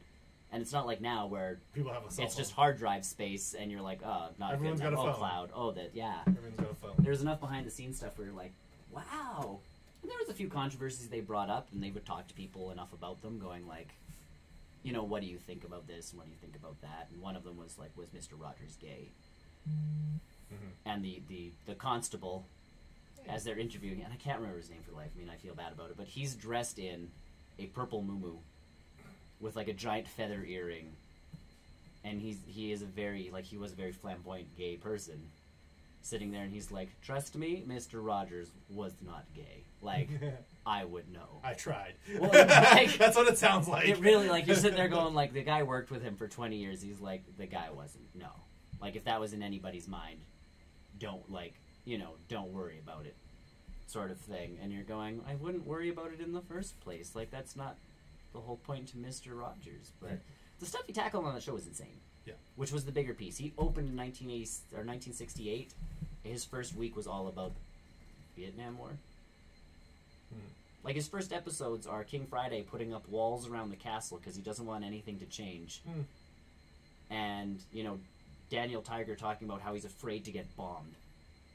And I'm like... This is how you open? This is for kids. Yeah. This is a kids show. It wasn't today we're going to talk about the ABCs, everybody. It's Daniel Tiger, I'm afraid of getting bombed. What happens if they bomb us? Go underneath the disc. And the human part to that one sitting there going, oh, don't worry, they're making sure, we're safe, but if something happens, da-da-da, very topical for that. Very topical, but they did it forever. And the whole shtick was Mr. Rogers felt like kids have questions because they're seeing things in the news, they're hearing words. Yeah. We should be telling them what. If the parents don't do it, someone's got to. Yeah. But we should be talking to kids about problems. We shouldn't just be that's how we help them. I wonder if you ever thought about having that for parents too. He did do an adult show, which is in the documentary. Oh, you can see him try and do an adult-esque version that. Well, he quit doing because children's programming went back to being absolute junk when he left. And he went, nope, I've got to go back. And you're going, man, poor guy. Tries to start something, thinks he's getting somewhere, and it just goes back to, I mean, if it were up to Mr. Rogers, we wouldn't have, Teenage Mutant Ninja Turtle. We wouldn't have shows like that on TV. He started TV. all those. Well, no, we wouldn't have them because he didn't like them. Violence on TV was not something kids should have. No. So, in one respect, it's I see a lot of where he's coming from, but at the same time, it's your whole shtick is we should talk to kids and do this and do that. Same thing, kids who get hurt trying to emulate, the WWE or something like that. I remember that was a big deal. That became a big, big deal. Well, one, not that I ever really watched wrestling, but I played the games enough. Mm-hmm. I would never try to figure that stuff out and do it to a friend or a family member. Or let alone myself. Right, me trying to... Because I know it's dangerous because my parents would teach me that. Mm-hmm. So I think that was his big point was we just have to actually talk to our kids like they're actual, human beings. No, we got to put them in front of the YouTube videos. And you get this lovely this lovely movie about how this guy was actually that guy. Mm-hmm. And you're going, no. No. Genuinely a pretty cool dude. Yep, and then just the controversies that kind of people brought up because they, no one can be that good. Yeah. So how they fight them. And a good movie. Everybody should watch it. I actually told my staff, admin, that we should watch it as a staff because like there's 2 of us at the school who have seen it, and it's like we should watch it as a staff because it's very reaffirming to, you know, educators even like. We can actually help kids. How we talk to kids. We talk to kids all the time. How we talk to them is actually important. We should treat them as real peoples, not like sugarcoat it. Yeah, crazy how that works. But yeah, sometimes life sucks and we have to talk about why it sucks. So either way, good flick. People should watch it. It'll make you cry. Not that I did, because I'm a manly man. I only cried at the end of Spider-Man. Wept like a baby throughout a lot. Like I started tearing up a lot during, you know, Won't You Be My Neighbor. Spider-Man, I didn't actually cry. I felt it. I felt it, and I was like, oh. I was pleased. It was a good way to send that. They did that because I'm like that. They were bold. Guts. Yeah, they were bold. That was a gutsy move. Either way, that's what I've been up to. Cool. So Spider-Man. Yes. Great game. Good game. Good game. I hear it's a good game. I hear it's good. People should maybe play it. Yeah. As far as TV shows go, yes, we started Dragon Prince. Oh yes, you were talking. We started that.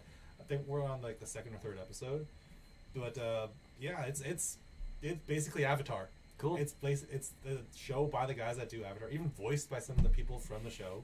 So which is really throwing us off because the people that voiced characters in Avatar played that character, that type of character in this show. So we're like, just give. Why not just give him a boomerang? Just give that guy a boomerang. It's like that's Sokka. It's clearly Sokka. It's clearly this one guy. Just make it happen. And that just tells me that these creators just have this reverence with these voice actors, not just from the show. Yep. That they can literally call them up and be like, "Hey, so," and then they go, "Yeah, we're in." Sure. What are you talking about? I didn't have. Yes, we're doing this.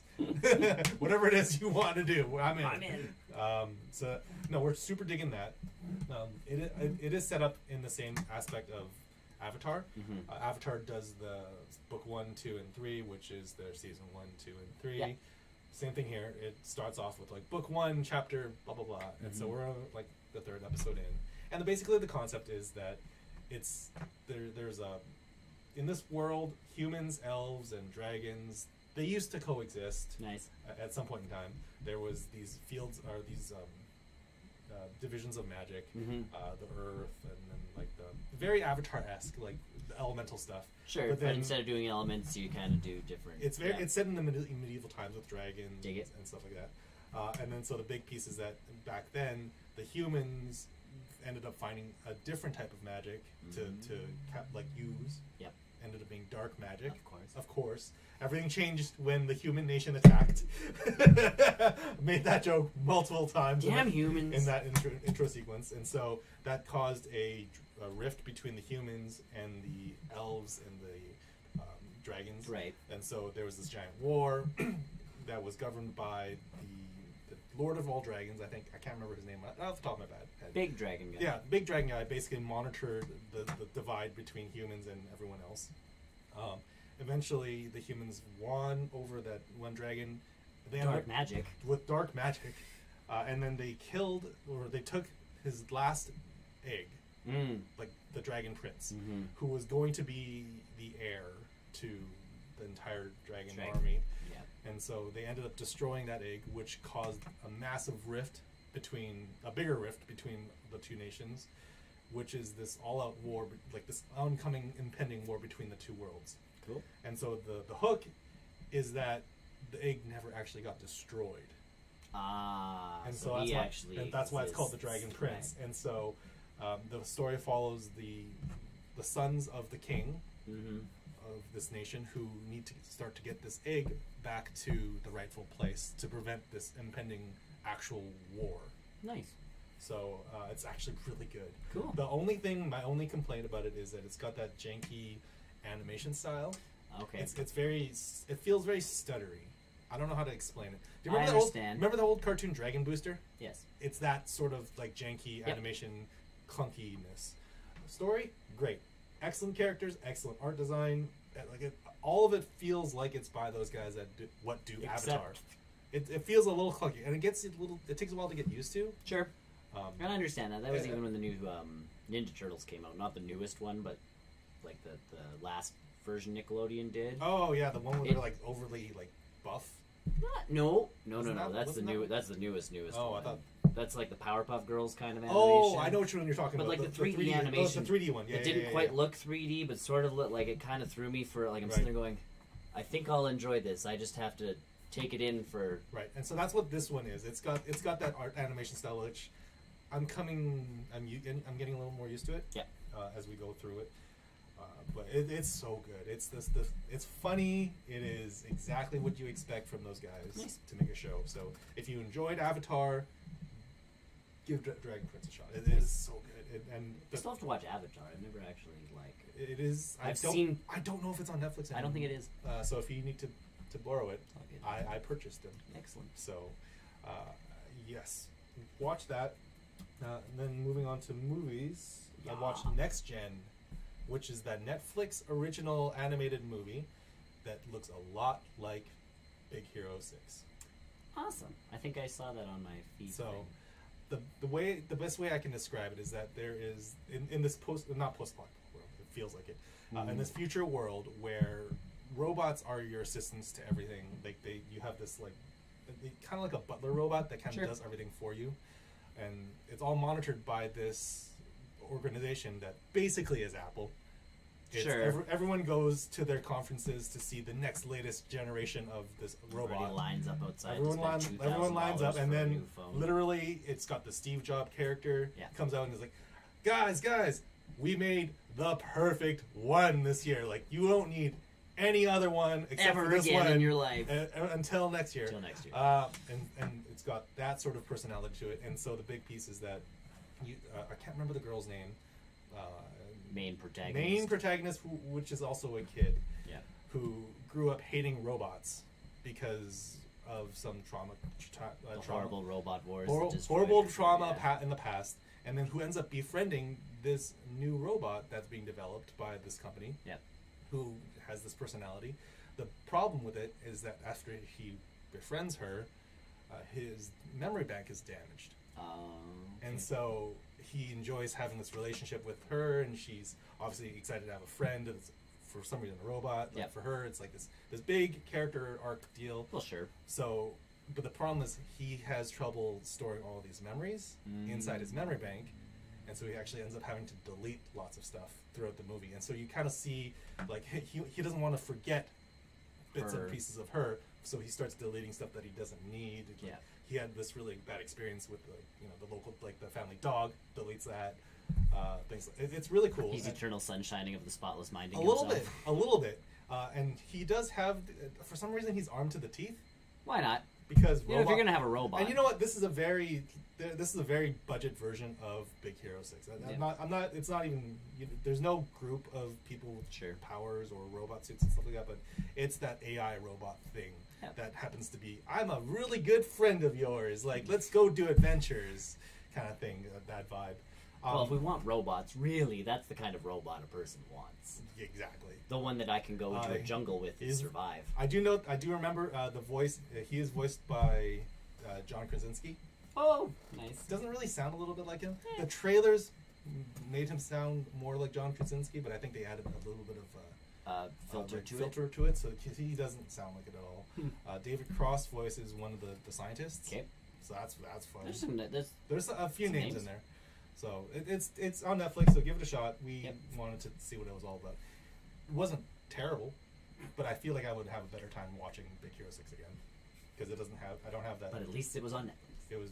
I don't want to say free, but at this point it's free because no one thinks about their Netflix subscription anymore. Exactly. Netflix has lulled us into that mode where we're like, I just have Netflix. What is it? Brooklyn Nine-Nine? No, is it Friends? Okay, yeah, Friends today. Spin the wheel. I want that to happen. I want that to be a Netflix thing. In all honesty, if I could put on, I want a button on Netflix that says, random anything. Doesn't matter what my interests are. Give me something. In all honesty, they should have options of, because they recommend stuff for you. Yes. So even if there was, at the beginning of my recommendations, random TV, click. Or random horror movie. Or, that's what I mean, or at the beginning of the genres, just random. Yeah, I know that I like the superhero movies. Yeah. Click give me a random superhero movie. Is it Iron Man 1? That's fine. Whatever. I'm fine with that. And in all honesty, I'd probably use my list more in that circumstance because I would add Friends, Brooklyn Nine-Nine, this, that, and everything else, and then just hit randomize my list, and it'll give me the random, like, the next episode of Brooklyn Nine-Nine I need, and then the next one, instead of playing Brooklyn Nine-Nine, it'll be like, oh, here's that episode, and, like, your next episode of Friends, and it's like, this feels more like television, because I miss that part of TV. Yeah, like the... Not... I'm like, done I with don't this mind, now, I don't mind binging No. shows back-to-back. That's not really an issue. No. But being able to, like, watch different shows... Without it makes having it to a little go bit, through the... it makes it a little bit difficult. Yep. Watch that. Then I watched the Bleach movie, which is a live-action movie based off of the anime of the same name. Yep. Made by the same guys that do the Full Metal Alchemist movie. All right. First and foremost, I don't know why they keep saying it is a Netflix original. It is not a Netflix original. They just happened to purchase the rights to distribute it in North America. I was gonna say, did Netflix not put any money into the production? No. Okay, because I know with like no, it was this movie was made by Warner Brothers Japan, and it was put into theaters in Japan. So like you could go to a theater and watch it. Netflix, I don't know. I'm pretty sure they didn't put any like money into this other than purchasing it as a. Because that's the thing with like Anne of Green Gables, as we call it here, but Anne, which is on Netflix, is partially paid for by Netflix, and I didn't know all of this until people in the States started clamoring for a season 3 of Anne, and I'm like, season 3? Yeah. I'm like, you guys realize in Canada we get like an Anne of Green Gables miniseries every 10 years, and you get what you get. I didn't even know they had done season 2. Yeah. But apparently the States is like, we need more of this red-headed girl from Eastern Canada, and I'm like, I'm sick and tired of that girl because she's been shoved down our throat since we were pretty much born. Correct. Either way, you guys relate to the punch. But Netflix, it is an actual Netflix original, but if it airs on CBC, they don't put that. That's so weird. Like, it's a weird thing, but Netflix is putting money into it. I'm just but only to purchase the rights to distribute it in North America. And that part's weird. Like, I don't get that. That's not considered an original. Semi-original. Okay, Arrested Development. So it is made by the same guys that do the Full Metal Alchemist movie. Yep. It is pretty good. Oh, good. I will say I've watched. Bleach was one of the first animes that I watched as not as a kid, but like actually dedicatedly followed episode to episode, week to week. Yep. As they came out, and yeah, like it's pretty faithful to the original show. There's only. I would say that there's only like 2 or 3 pieces that they changed for a movie. And every once in a while, you got to do that. And I'm just gonna say this right now. Like this movie feels like a movie made for the fans. Oh well, that's There's good. a lot of stuff that they don't explain at all, and it just happens. Now you watched the Full Metal Alchemist movie, too, Correct? Right? Did you? Yes. I'm trying to remember. Yes, the Full Metal Alchemist movie had the same sort of steel spec. So what you're saying is these people should do the next Dragon Ball movie that will inevitably get made. The American Western version. So yeah, no, like a lot of the stuff, and looking back on it and thinking about how this movie came out, it came out in Japan. Yep. As much of popularity as Bleach is here in North America and the Western audience, it was huge in Japan. Sure. Like everybody watched Bleach. Everybody watched Bleach, One Piece, Naruto. Yep. Everybody watched those animes over there. So for this movie to come out in Japan in the way that it is, like in this format, it makes a lot of sense. You don't have to dumb anything down. Like, no, because people just know that everybody knows it. This orange-haired kid with a giant sword, he fights Reapers. If you don't know the main backstory about Bleach, the story is that there's this kid, Ichigo Kurosaki. I'm not going to go into the back details of his story, but through no fault of his own, becomes a Soul Reaper. Excellent. Who is tasked with destroying ghosts. Cool. Basically, and sending them to the afterlife, whether it's hell or heaven. Sounds like anime. It is. It's hella anime. So that's the premise of the first season of this show. Yep. And for this movie, they seem to replicate most of that first season. It's widely regarded that season 1 is like episode 1 to like 20, 21 kind of thing, and they more or less do that. Yep. There is some creative differences that they change some monsters around.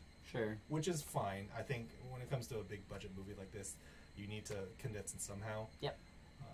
And they made that, or you're splitting it into multiple movies. And I think that for the next one, depending on how well this one gets perceived, the second one and the third one will be an even bigger story arc. Nice. Because there's so many things happening in the second and third season that I don't know how they're gonna flesh that out. But yeah, like they do a good job of condensing that first season into this movie. Nice. As opposed to Full Metal Alchemist, which felt a yeah. little bit more cramped because there's a few more episodes that they crammed into one movie. Right. I was a little bit worried going into this movie. I wasn't sure if they're going to have a lot of big action sequences and a lot of big set pieces. Well, because those are some fairly, like I've seen the Bleach fighting games and stuff. Like, those are some pretty big hefty weapons. Big swords, big action sequences, jumping all over the place. I'm glad to report that most of that makes the transition into this movie. That's good. He's got that giant ass sword. He's swinging it around. He actually can use it as opposed to like. Yes. And I will say, like, you can tell that it's an oversized prop. Sure. Because there are sequences where he doesn't swing quite as cool as he does in the show and the manga does. Yeah. But it's to be expected. A lot more practical effects than I was expecting. Yeah, that's good. The only CG basically is the ghosts or hollows as they call them in the show and the movie. Those are the only CG sequences. Nice. Everyone else has a practical effect, like real swords, real bow and arrows. Like the costumes look great. They were very accurate to the anime counterparts, which made me very happy because like you that's the one thing about the show is that these Soul Reapers, these people with the swords, they dress in these black and white garments, and so it's very distinctive and very different than the rest of the world around it because it takes place in modern day society. So so you're not going to see people dressed like that. Right. So, but like to see that juxtaposition between like real world people clothing and real world stuff, and having these normally Japanese traditional garments, it looks really cool. Nice. And seeing that in the show or in the anime and in the manga, obviously it's like it's anime; they can do anything they want, right? Sure. But the fact that they were able to make that transition made it work. It feels so right. See, and that's where I don't understand where like we get that Dragon Ball Evolution movie. I don't get you have. They could have done so much more for that Dragon Ball movie. This much source material, and they don't even call it ki. They call it chi. The entire and I sit there going, "How you're screwing up the most basic of little things." I'm just gonna put this out there. I've never actually watched that movie. I did because it was on Netflix. It was on Netflix. I definitely hovered my cursor over it and be like, "Do I feel like murdering myself?" And here's the best part: is so they have the girl who plays Bulma and the guy who plays Goku. Yeah. Are two of the main people in Shameless Season 1. Okay. They have really great chemistry in Shameless. Okay. They have horrible chemistry in Dragon Ball because it's just the it is a horrible, horrible film. But all the things they do wrong, like even getting Goku into like the orange getup, takes way too long. He should just already be in it. He should be in it at the beginning of the movie. Turning him into a high school kid with high school problems who gets beat up by like high school bullies. What? Yes. What is this movie even? Correct. Like you're just sitting there going, I don't understand what is going on with this film. Like, there's so many pieces they got wrong. Whereas something like this, where you say even they have to switch up a couple little things, that you understand that. Yeah. Moving to live action, stuff doesn't always. Yes, we have that experience with Marvel movies all the time. Sure, and Marvel at this point goes, but to hell with the comics, we're doing our own thing. Yeah. But they had to work for that. They did. Like, Iron Man 1 was not very similar to his original stuff. But essentially, like, Dragon Ball tried to bring in a bunch of animes where it was like, oh, like, we're airbending now. And I'm like, what? Like, you had to bend the air. They were. Like, it was legitimately building up chi, not ki, to move the air. I don't get that. And blow out candles. Let's not watch that movie. Chi was a better martial artist than Goku. And you're going, So, okay, which do you think would be worse if you put them next to each other? Dragon Ball Evolution or Avatar? I think Avatar as a person, because again, I know of Avatar, I know the story of Avatar. I guess we're in different aspects. I've never seen Dragon Ball, you've never seen Avatar. But here's the thing, but Avatar as a movie, I think was still, if you just ignore the fact that it's supposed to be associated with the anime, was still an okay movie. The Dragon Ball movie is just a piece of junk no matter who you are watching it. Relating to, like, at least Aang kind of looked like Aang Sure. Goku, when they gave him the spiky hair, I guess. I was just gonna say he's got some aspects. They tried, but then like even the even the tail stuff. Well, even and, Piccolo like, ended up being. They turned him gray. Yeah. He didn't have it. James Marsters. Did he have his antenna? I don't remember. Did he have his like arm He was in armor the whole time. Really? Yeah. Not like the nice purple like get up with the flowing no. Like the cape, the white cape, and the weird turban. No. The hell with all that. Why would you put him in clothes he wore in every episode of the anime? That was kind of crazy person, are you? Logical.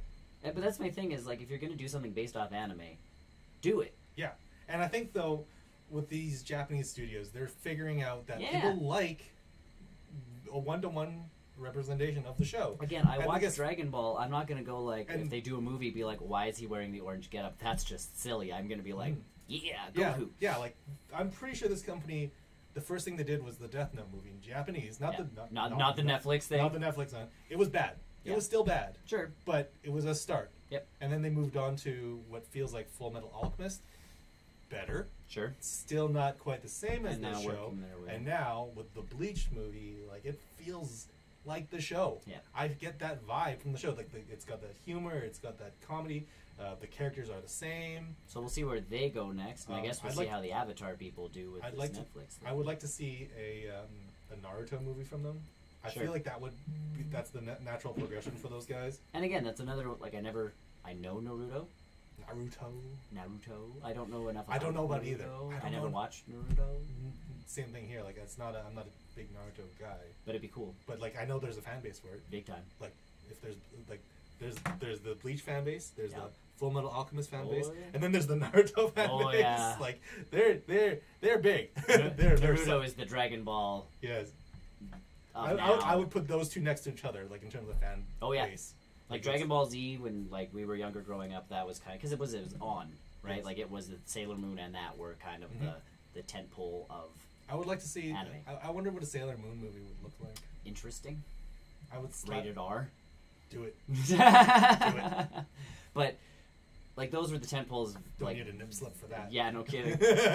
They were like the tent poles of then Naruto. Like kids nowadays, still it's like Naruto this, and I'm like, and they're like, I just need a picture for my art project of sake, and I'm like, I like the drink because I'm confused. both. Yeah, and he's like, no, the Naruto guy, and you're like, whoa. Like, you gotta back up. I remember when there was an era where Naruto was just everywhere at what's that anime convention that we have here? Animathon. Like Naruto was everywhere. Like everyone cosplayed it. There was panels. It is voice still actors. A popular it is still a popular Halloween costume. Mm-hmm. To the point where I'm like, oh cool, and I'm like, Goku would be neat, and they're like, what's a Goku? And I'm like, no. Are you guys so are you guys like ninjas, right? Yeah. But and that's essentially me going like, so like you're a ninja, and it's like, excuse me, I am, and you're like, whoa, because that's like talking to an Avatar person, being like, you throw air. I like the movie. Yeah. And then you have to like specify which one. Which movie? Because that will determine if we're friends anymore. I thought the M. Night Shyamalan thing was like a masterpiece of theater. Should have won at least 2 Oscars at once. So yeah. Definitely Bleach. It's obviously dubbed or is it? It's all the subtitles. It's all subtitled. Like it's all Japanese. I think there's English, like dubbing. There might be. I don't know. Worth watching with subtitles. We just do subtitles. It's just natural for us. Speaking of other movies, went and watched Crazy Rich Asians. How was that Asian person? So that's my question. So now. Okay, I saw this movie for like from two temples, like as an actual movie. Mm-hmm. It is an excellent movie. Excellent. There is a lot. I've heard good things. It is a fun movie. There's good comedy in it. There is ups and downs, and that's where I lead into my second watching that movie. Is that movie hits really close to home? Like it's very real. Like people like it's definitely a comedy. I'm not denying that. But like the situations in that movie happen all the time. Not just like not to me. Sure. But like to the Asian community in general. Asian community. Like it happens all the time. And so the big thing is like, you know, the old world and this whole like old Chinese culture. It's great and all, but it's 2018 now. Yes. So like watching this like this person kind of fight her way up through this old cultural old people thing. It's kind of jarring. Cool. And which is good. Yeah, no, like it's a crazy, and the ending is it's weird. It's one of those like mind blowing endings that you don't like. I actually gasped a little bit. Cool. I didn't actually think that they were going to do that piece to the movie, and they did. They did all the entire thing through. And again, it is a comedy, but like the fact that it's so real. So they fought. I'm not sure if you knew this one. Like Netflix wanted to do it. Okay. And they told Netflix to pretty much go home because they wanted to go to theaters with this film. Sure. Because they're like, this is important to like the Asian community and Asian culture. I think that's a good call. And the fact that we have this giant Asian cat, like that was the whole thing. They're like, this needs to go to an actual movie theater, yes, not just your streaming service. Oh, absolutely, 100%. I was like, kudos to you guys because there was probably a lot of money on the line on that one because you didn't know your movie was going to do as well as it did going to a movie theater. And you know what? I would gladly. I don't know that I would watch it again, sure, but I would watch it like thinking about, you know, a little bit more in depth of where these characters come from and where these characters are going. And yes, there's a little bit of it that's Hollywoodized. Yeah, well, but that's you have to do that. But it got really real for most of what that story wanted to tell, and it's so weird. Nice seeing that in theaters. It's refreshing. And that was the big piece. So that was their thing. They could have taken the easy out with Netflix money, but they stuck to it, and they're like, no, we're going to come out in theaters, and because people need to see. I'm interested to see if they're going to do more, because it is a book series. Okay. From my understanding. Nice. So they did seed little pieces if they want to do more with the characters that they've gotten, because you've got the one wife who or I guess backtracking, like the whole premise of the movie is that like this I can never remember a character's names for the life of me, like sue me, whatever. Either way, like this professor ends up dating this Asian professor, not like a white girl. Like, oh no, it's all Asian cast. I want to say it's all Asian. That works. I want to say it's all Asian. That makes it easier. Other than like maybe side the token white guy. No. Token black guy. There's no token white guy. There's no token black guy. It's all Asian. Now that I think about that, like that actual movie, Ken Jeong. Oh yeah. Ken Chong. From Community. Yeah. Ken Jeong. Ken Jeong. Yeah. He's in the movie. The lady, the main lady is. She's from Fresh Off the Boat. Fresh Off the Boat. Which was really jarring to watch her in. Yeah. Because that's like I've seen clips of that show, and she's crazy Asian in that show. She is. And then in this movie, she's crazy white in this show. Yes. In this movie. Because from what I watched from the trailer, I'm like, you are playing the exact opposite character. Yes. In this movie. So watching her in this movie, and so the big piece is that she's dating what she thinks is just this normal guy. Yeah. But it turns out he is this one of these Chinese dynasty type. The heir to this like massive Chinese conglomerate. Yeah. Who will end up inheriting that old money. Fortune.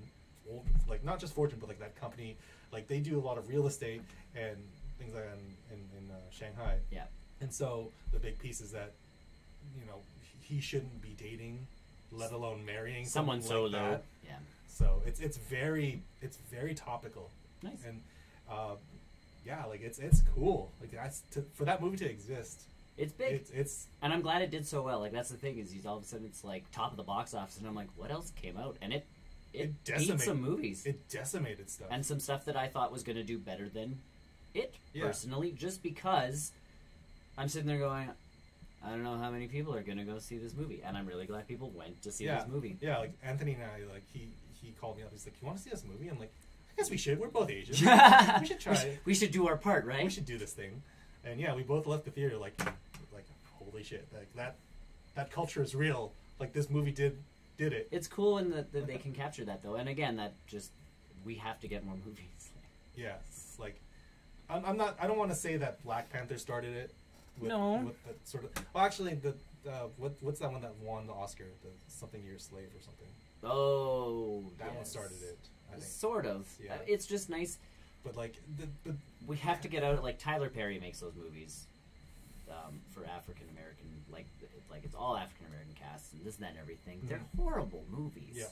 Like they're cheap, kind of. Yeah. Just to. I still need to watch Get Out with Jordan Peele's movie. Yeah. I need to see that still. Like I heard that's good. There's that kind of stuff is like I'm like, can we actually step up and make some decent movies with people about some separates, like some heavy hitting kind of stuff, even if it happens to also be a comedy, because you can pull that move. Yeah, like good movies. This movie balanced that very well. Like it's funny but very serious at the same time, and then funny again, just like to ease off, like to cut the tension. It's like, oh, there's this funny piece right here. See, and again, here's my thing: is like that's that movie where yes, you can have that amazing Asian cast of people and this and that and everything, and again, we can just start seeing more of that. Yeah, like it's and not just to get more people on screen and diversify everything, because that's you guys want an Asian cast. This one all Asian. But that's not the Thank you, Freddie. Cool. For following. We don't need. Like when we talked about Buffy, it's like don't just be like we need an African American person.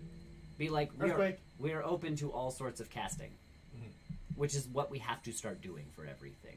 Like when people get mad about a certain character, what was the stage show in England? People were mad because they cast Hermione as an African American person, and they're like, "She's not African American. She's this. Hello, dog. What's up?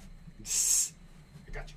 And even like J.K. Rowling goes, "I never said she had white skin." Oh. Like. You really? What's up, pup? Come on. We got a thing to run here. She says, I wants to be on your show. Do you know what I watched this week, Tony? Is it everything? She says, everything Nicholas watched, I watched. I really like the horses on the TV. Ruff, ruff. Do you like horses? Hi. But yeah, like we don't need diversity for diversity's sake. No. We just need good actors in movies. And this one makes perfect sense to have an all-Asian cast because you're in Correct. Shanghai. You should have an all-Asian cast. You're in Shanghai talking about this topic. But where people start complaining about, even Jason Boyega in Star Wars, bite me. He's a good actor. He deserves to be in a film. What's the actress name that also got ripped on Twitter? Oh, the lady who left Instagram? Yeah. I forgot her name. But she, yeah, her as well. She got ripped apart. I know. On social media. And I'm like, guys, she's just doing a role. It's almost like she read the lines that were given to her. And she was like, her agent said, "You're going to be in a Star Wars movie." Yeah. And who's going to say no to that? Correct. So that she did finally come back out and say, I was the first Asian in a Star Wars movie, essentially. Bite me. Yeah, that's a pretty big honor. Yep. First female, Asians, whatever it was, there was a big honor to it, and it was just that's essentially what she said was bite me. At this point, guess who's in Star Wars? Guess who's not? Yes, everyone else that's blaming. Yeah. So no, that's awesome. I'm glad to hear that movie's. It's super fun. Because that's my other piece is I'm hoping it actually does what it's supposed to do. It does. Speaking from your that's. And I think it does. It opens. Well, but if you and Anthony both kind of thought that, yeah, again. And the thing is, it's not even just for people like us. It's for living it. It's for that generation of family members who are it's we need to be very traditional about our stuff, but. Oh yeah. But it's 2018, guys. Life changes. Let it go. The world has evolved a little. If your son wants to do whatever, just let him do whatever. Yep.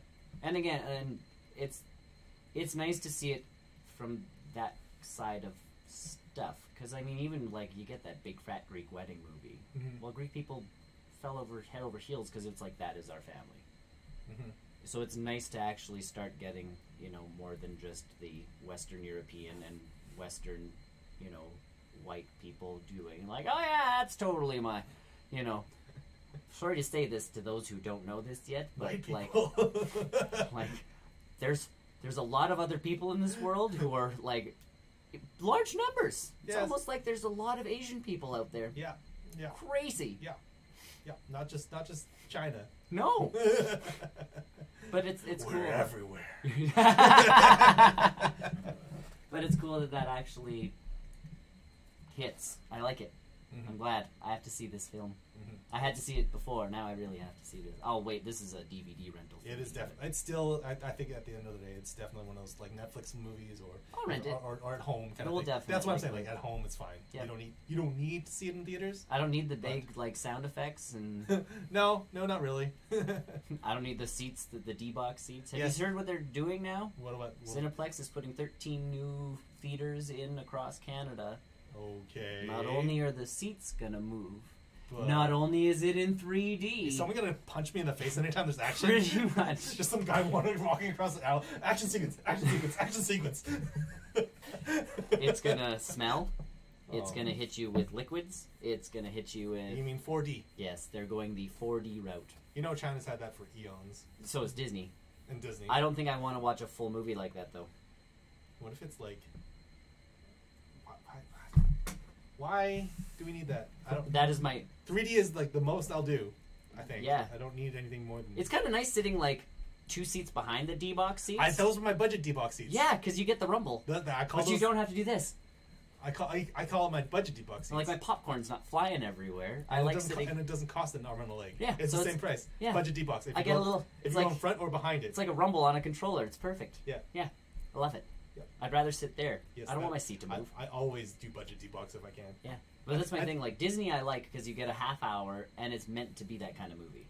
Mhm. You know, like you watch a Bug's Life thing and a stink bug like sprays, and all of a sudden the air around you stinks. Let's not do that. Or bubbles blow, and all of a sudden there's bubbles that come out of the screen essentially. This shot is in the garbage can, so Well, we're so gonna. I'm sitting there going like the next Fast and the Furious movie. All you smell is exhaust. Like they're just pumping CO2 into the No, future. it's man sweat. Yeah. it's actually Vin Diesel's sweat. Whatever his new And fragrance Dwayne, is. and is Dwayne, they- and Dwayne Johnson's, we captured their body odor. Actually, that might sell seats. I can smell the rock. I can be like. I can finally smell what the rock is cooking. I don't want. I don't think that's a door that we need. That ought to be opened. Something's not to be opened. It's like the Noah's. It's a Ark of Covenant command. You don't want to. You don't really want to smell what the rock's cooking. But that's the thing. I don't want that for a full length feature film that's not built for that. Yeah. But this is the thing, like crazy.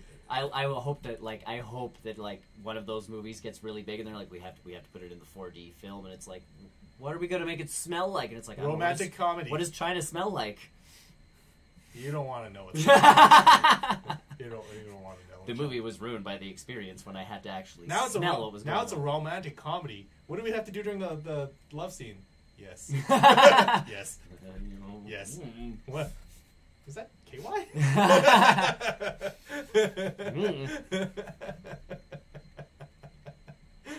What are they shooting at you?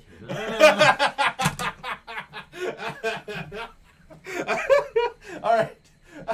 Moving on. On that note, As a weird aside, but yeah, they are making a movie. Like I'd like to that kind of movie in a 4D experience. It's like I'm confused.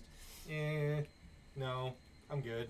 Yeah, I don't need 4D. They're putting into 13 theaters across Canada. So one's I in mean, Calgary, it's got- one's in Vancouver, one's. As long as it's not in Edmonton, I don't They'll probably throw one in here somewhere. Ugh, rip. Just put it in Windermere then. It's off in the corner. We Yeah. don't need it. Well, the rich people are anyways. I don't. That's not a movie experience I want to go to. And Cineplex keeps losing money, and I'm like, because you keep funding stupid things. It's almost like I want to just go see a movie. Or, yeah. Make the sound better. Make the picture quality better. Mm-hmm. Movie. I actually liked, and as jarring as it was, the Hobbit trilogy. Yeah. They did those in that 24 frame thing.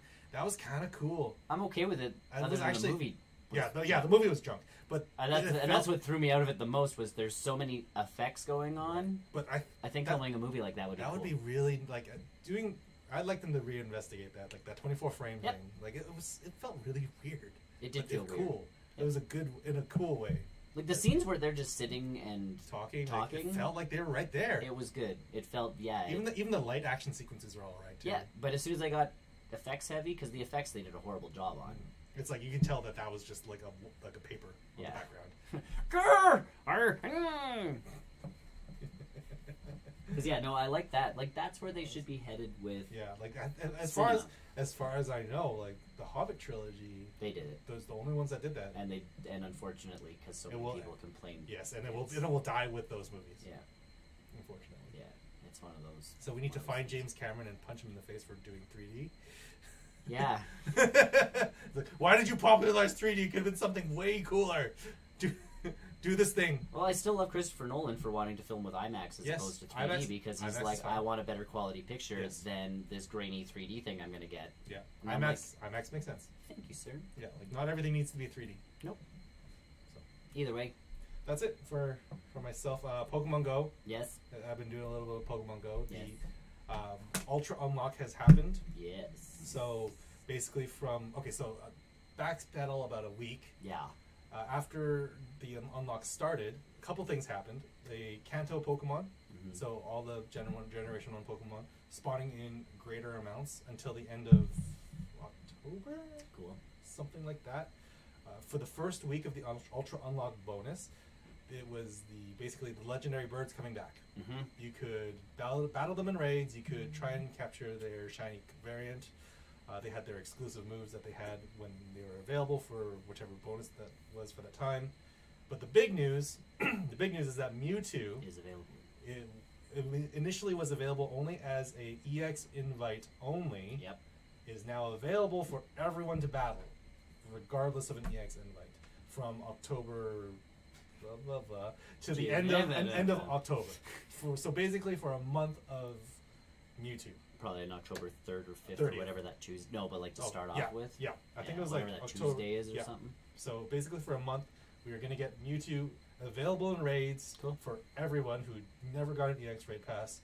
I know some people are super salty about that because it's like, I worked so hard for an EX raid pass, blah blah blah blah blah. But you had it before we all. You had it before, and B, you still have that feeling of exclusivity. Correct, you did it. Because you have a timestamp on your Mewtwo when you caught it, so it's like it still shows that you had it. So it's like it's not that bad.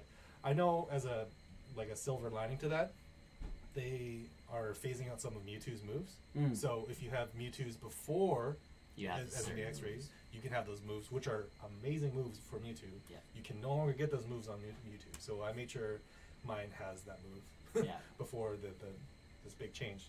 So along with that news, they have announced that Deoxys from Generation 3, I believe. Yeah. Sure. Yeah, the Hoenn generation. Yes. So Emerald, Ruby, Sapphire. The Deoxys will be the new EX raid Pokemon. Nice. Available on whenever they want to. Whenever Niantic wants to drop that, because they're so good at dropping stuff. Actually, they've been pretty good with the news drops this past. They've been better. They've been getting very, very good. So they've added quality of life improvements to the EX raid system, because before it was basically just community driven. Like, oh, that gym over there will give EX raid passes, so focus more on those gyms. They've now actually added tags onto gyms to say if it will be eligible or not, so you don't spend time. You're not sitting at one gym for or if you're doing any traveling for the month in that city, it's like, oh, I don't need to worry about, I can get an EX rated here if I just do a couple raids here. So it's a little bit of quality of life changes. Nice. They haven't changed the eligibility. You still need to be a high enough gym badge. You still need to do a raid on that gym. You do it now. But it just helps identify which gyms you don't have to spend so much time on, right. Which is nice. The other thing that they have said that with Deoxys is that he's, if you've ever played the games, he actually comes in 4 forms. He has a normal form, attack form, defense form, and a speed form. Yes. They've only said that he's going to be in his normal form for the time being. Well, so that makes sense. Don't need to worry about catching him multiple times. Right, because that would just blow people's minds. Yes. I feel like for every once in a while they'll switch between forms, between EX raids. Yep. Not just like, oh, it's random. So that's cool. But yeah, Chikorita Day is happening right now. Yes, it is. I've already caught my one shiny. So Tony's done. Sitting here. I just have to remember to evolve some for the move, and that's basically it for me. But yeah, I've been playing Pokemon Go. I've been going at that hard. Your Dead Cells game, you can't cloud save? I cannot. Well, right now I can, anyways. But I'm not interested in the Nintendo Online stuff. I know you guys are like all for it, but like I'm not all for it. I just feel like there's so much more could be in it. I'm all for it because it's cheaper. It could be so much more. The way I'm doing it. Yes, I know. Yes, understandable. But I feel like they could be offering so much more. They could, and they should. And The only reason I did what I did, like the only reason I got it is because there's 3 of us paying for it at this very point in time.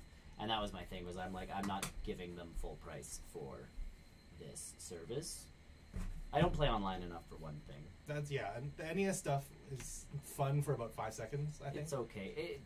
I feel like it's fun for about 5 seconds. The menus are weird. Like, I hopped into one, and because you have to split the controller, they've tried it. It's like, to get to the menu, press this and this button at the same time. How much does it feel like they're taking from the NES Classic and basically stripping that hardware down and putting that software into the Switch Online? I think the NES Classic, from what I've seen, it was like a nice, like... Yeah, they have a nice...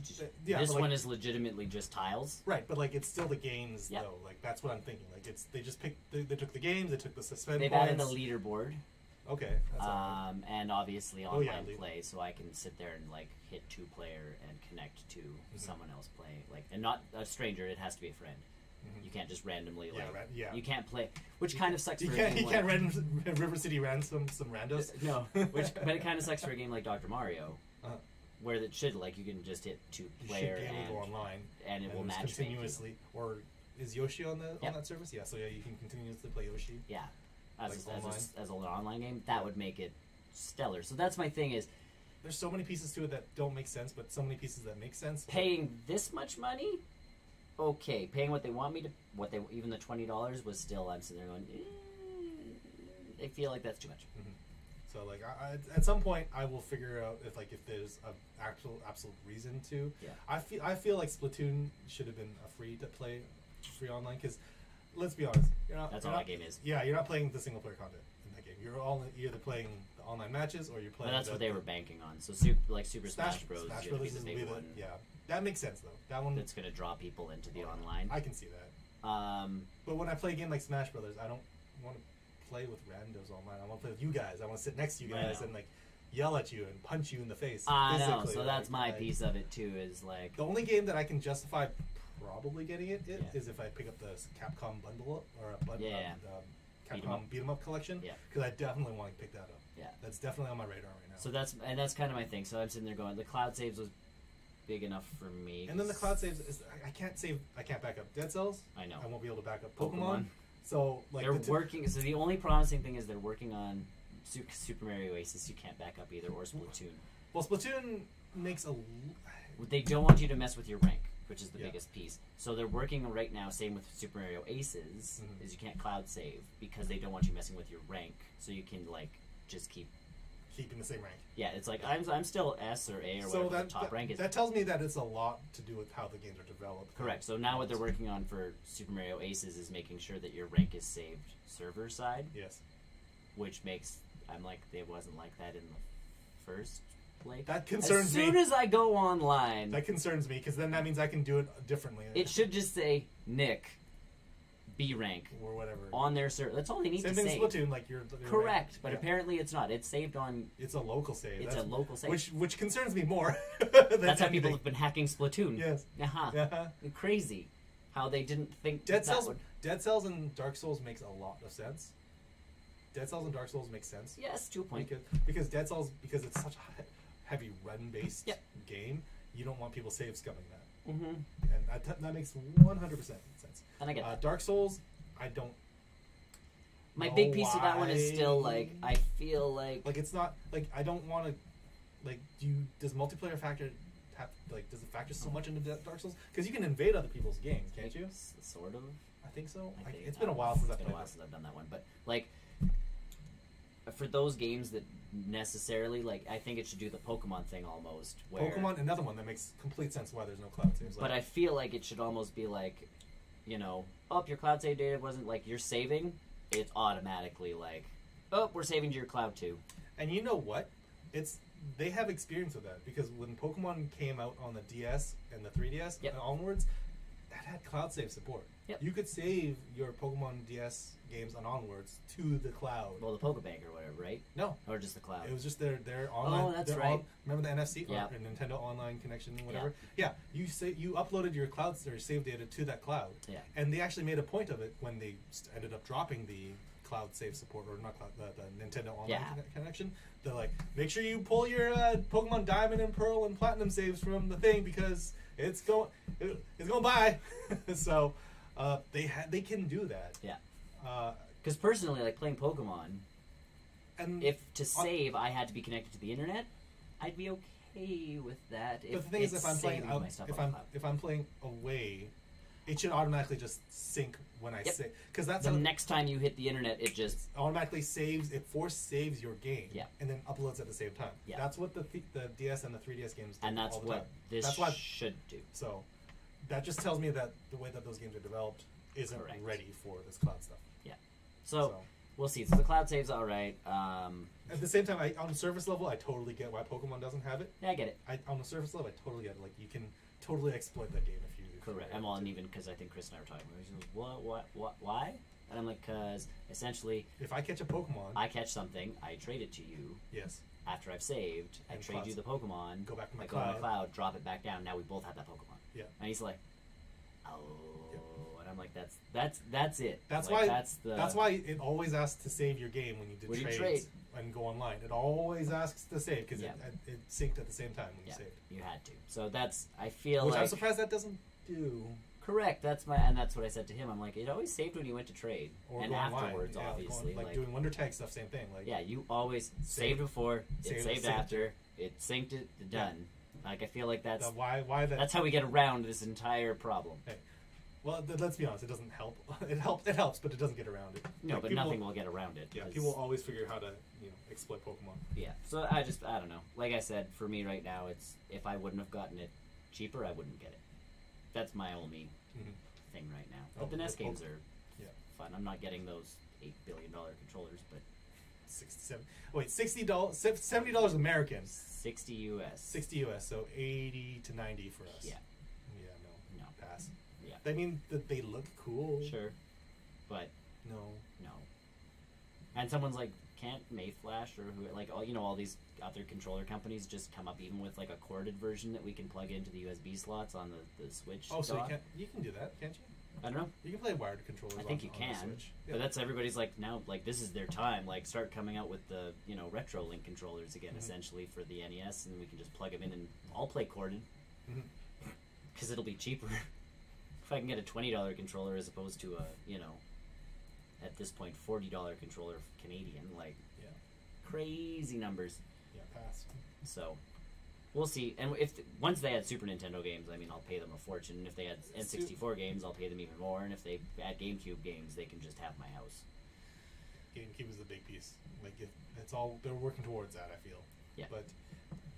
But at this current time, I don't blame anybody who's not hopping onto Nintendo online because it's not. Yeah, it's not all there. No, one guy online was like, I guess I'm leaving Splatoon for Fortnite, and everybody's like, don't do it. Just stop playing video games. Like, it's... At least Fortnite being a solely, exclusively online game, you don't need the online for it. Yeah, that's kind of why I was hoping, like, Splatoon was going to be like, but I guess not. No, because they have to sell online, man. Like, someone's got to buy it. All those Splatoon people's where they're going to make their money, so... They will. Splatoon and even Mario Kart. Yeah. And if they add more stuff for Mario Kart, I feel like that'll be the... And Smash Bros. Too, yeah. Like Smash Bros. Is They've got stuff happening, so... They're not overly worried, but it's just... I feel like it's so half-baked right now. It is. There could be way more. Yeah. Because even with the cloud save stuff with PlayStation, like, it just happens. So regardless of... That was the thing, like, I was playing Dragon Quest Builders, and I'm like, oh yeah, I should check the cloud save stuff that I now have access to. So I checked it, and Dragon Ball Quest Builders was done. Yeah. It did cloud save because I had saved in game. It saved. Okay. Done. Because I had automatic syncing on. Yeah. Done. Whereas all my other games, so if I went into all my other games and actually saved, it would have done it. Or you can just go into the menu and press, the start button, go down to cloud saves, back up now, back up now, back up now, back up now, back up now, back. It was just a pain in the royal patoot because it's like open menu, go down 4 things, click button, one game done. Go to the next game, do it again, do it again, do it again, do it again, do it, and you're just like... Yeah, that sounds like a hassle. Well, and I have, because I have how many indie games? Someone watched the stream yesterday? Yesterday.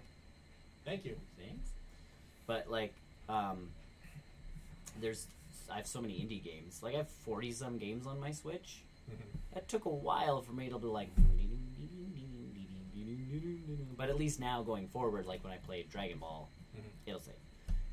You know, Mario Party, it'll save. Yeah. So it's a weird service. Like I said, if I wasn't getting it cheaper, I would not be. Like, if everybody would have been like, nope, I'm like, no, I'm not buying it then. Like, I knew Chris was 99% there. But I have no interest in it. Even when it comes to Dragon Ball, if I ever buy that, I'm just going to play it exclusively with you guys. Sure. In front of you guys, with you guys. With us, yeah. Like, I wouldn't play. Because the online Switch app is still not very good. No, it's not. It's not good. Nintendo Online is actually really bad. Cool. Cool. Cool. Excellent. I think that's all for now. I believe so. Join us next week while we do it all again. All over. But different news stories, though. Different news stories, Hopefully, possibly different games, because we're all done Spider-Man now. So yeah, I don't know. If Brian's here, I guess we can talk more about Spider-Man. But We're pretty much done. I think I might pick up the Beanwell collection. The Capcom. Oh yeah, the Beanwell. Yeah. I feel like I might pick that up. Yep. I should continue Horizon. I should also continue Horizon. But I think I'm like open world games. I'm kind of like done at the moment. That's where I finished Spider-Man. Yeah. And I'm like, okay, God of War. So I finished the God fight of War with is probably your best bet. Well, I finished the fight with a stranger, and I'm like, okay, this was good. I want to try my other stuff. The only one I didn't try was Infamous Second Son, because I'm like, I feel like that's very Spider-Man-y It is in very itself, it's so I very didn't want to Spider-Man. jump into that one. But it's so good. And then I jumped into Horizon, and I got to the part where they did the montage, and she got older. Yeah. And I'm like...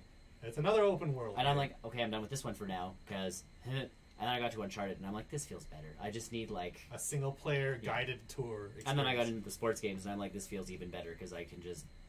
Mind off. Play, and... Like, I can play a game, and then... be done. I almost bought a PlayStation VR. Did you?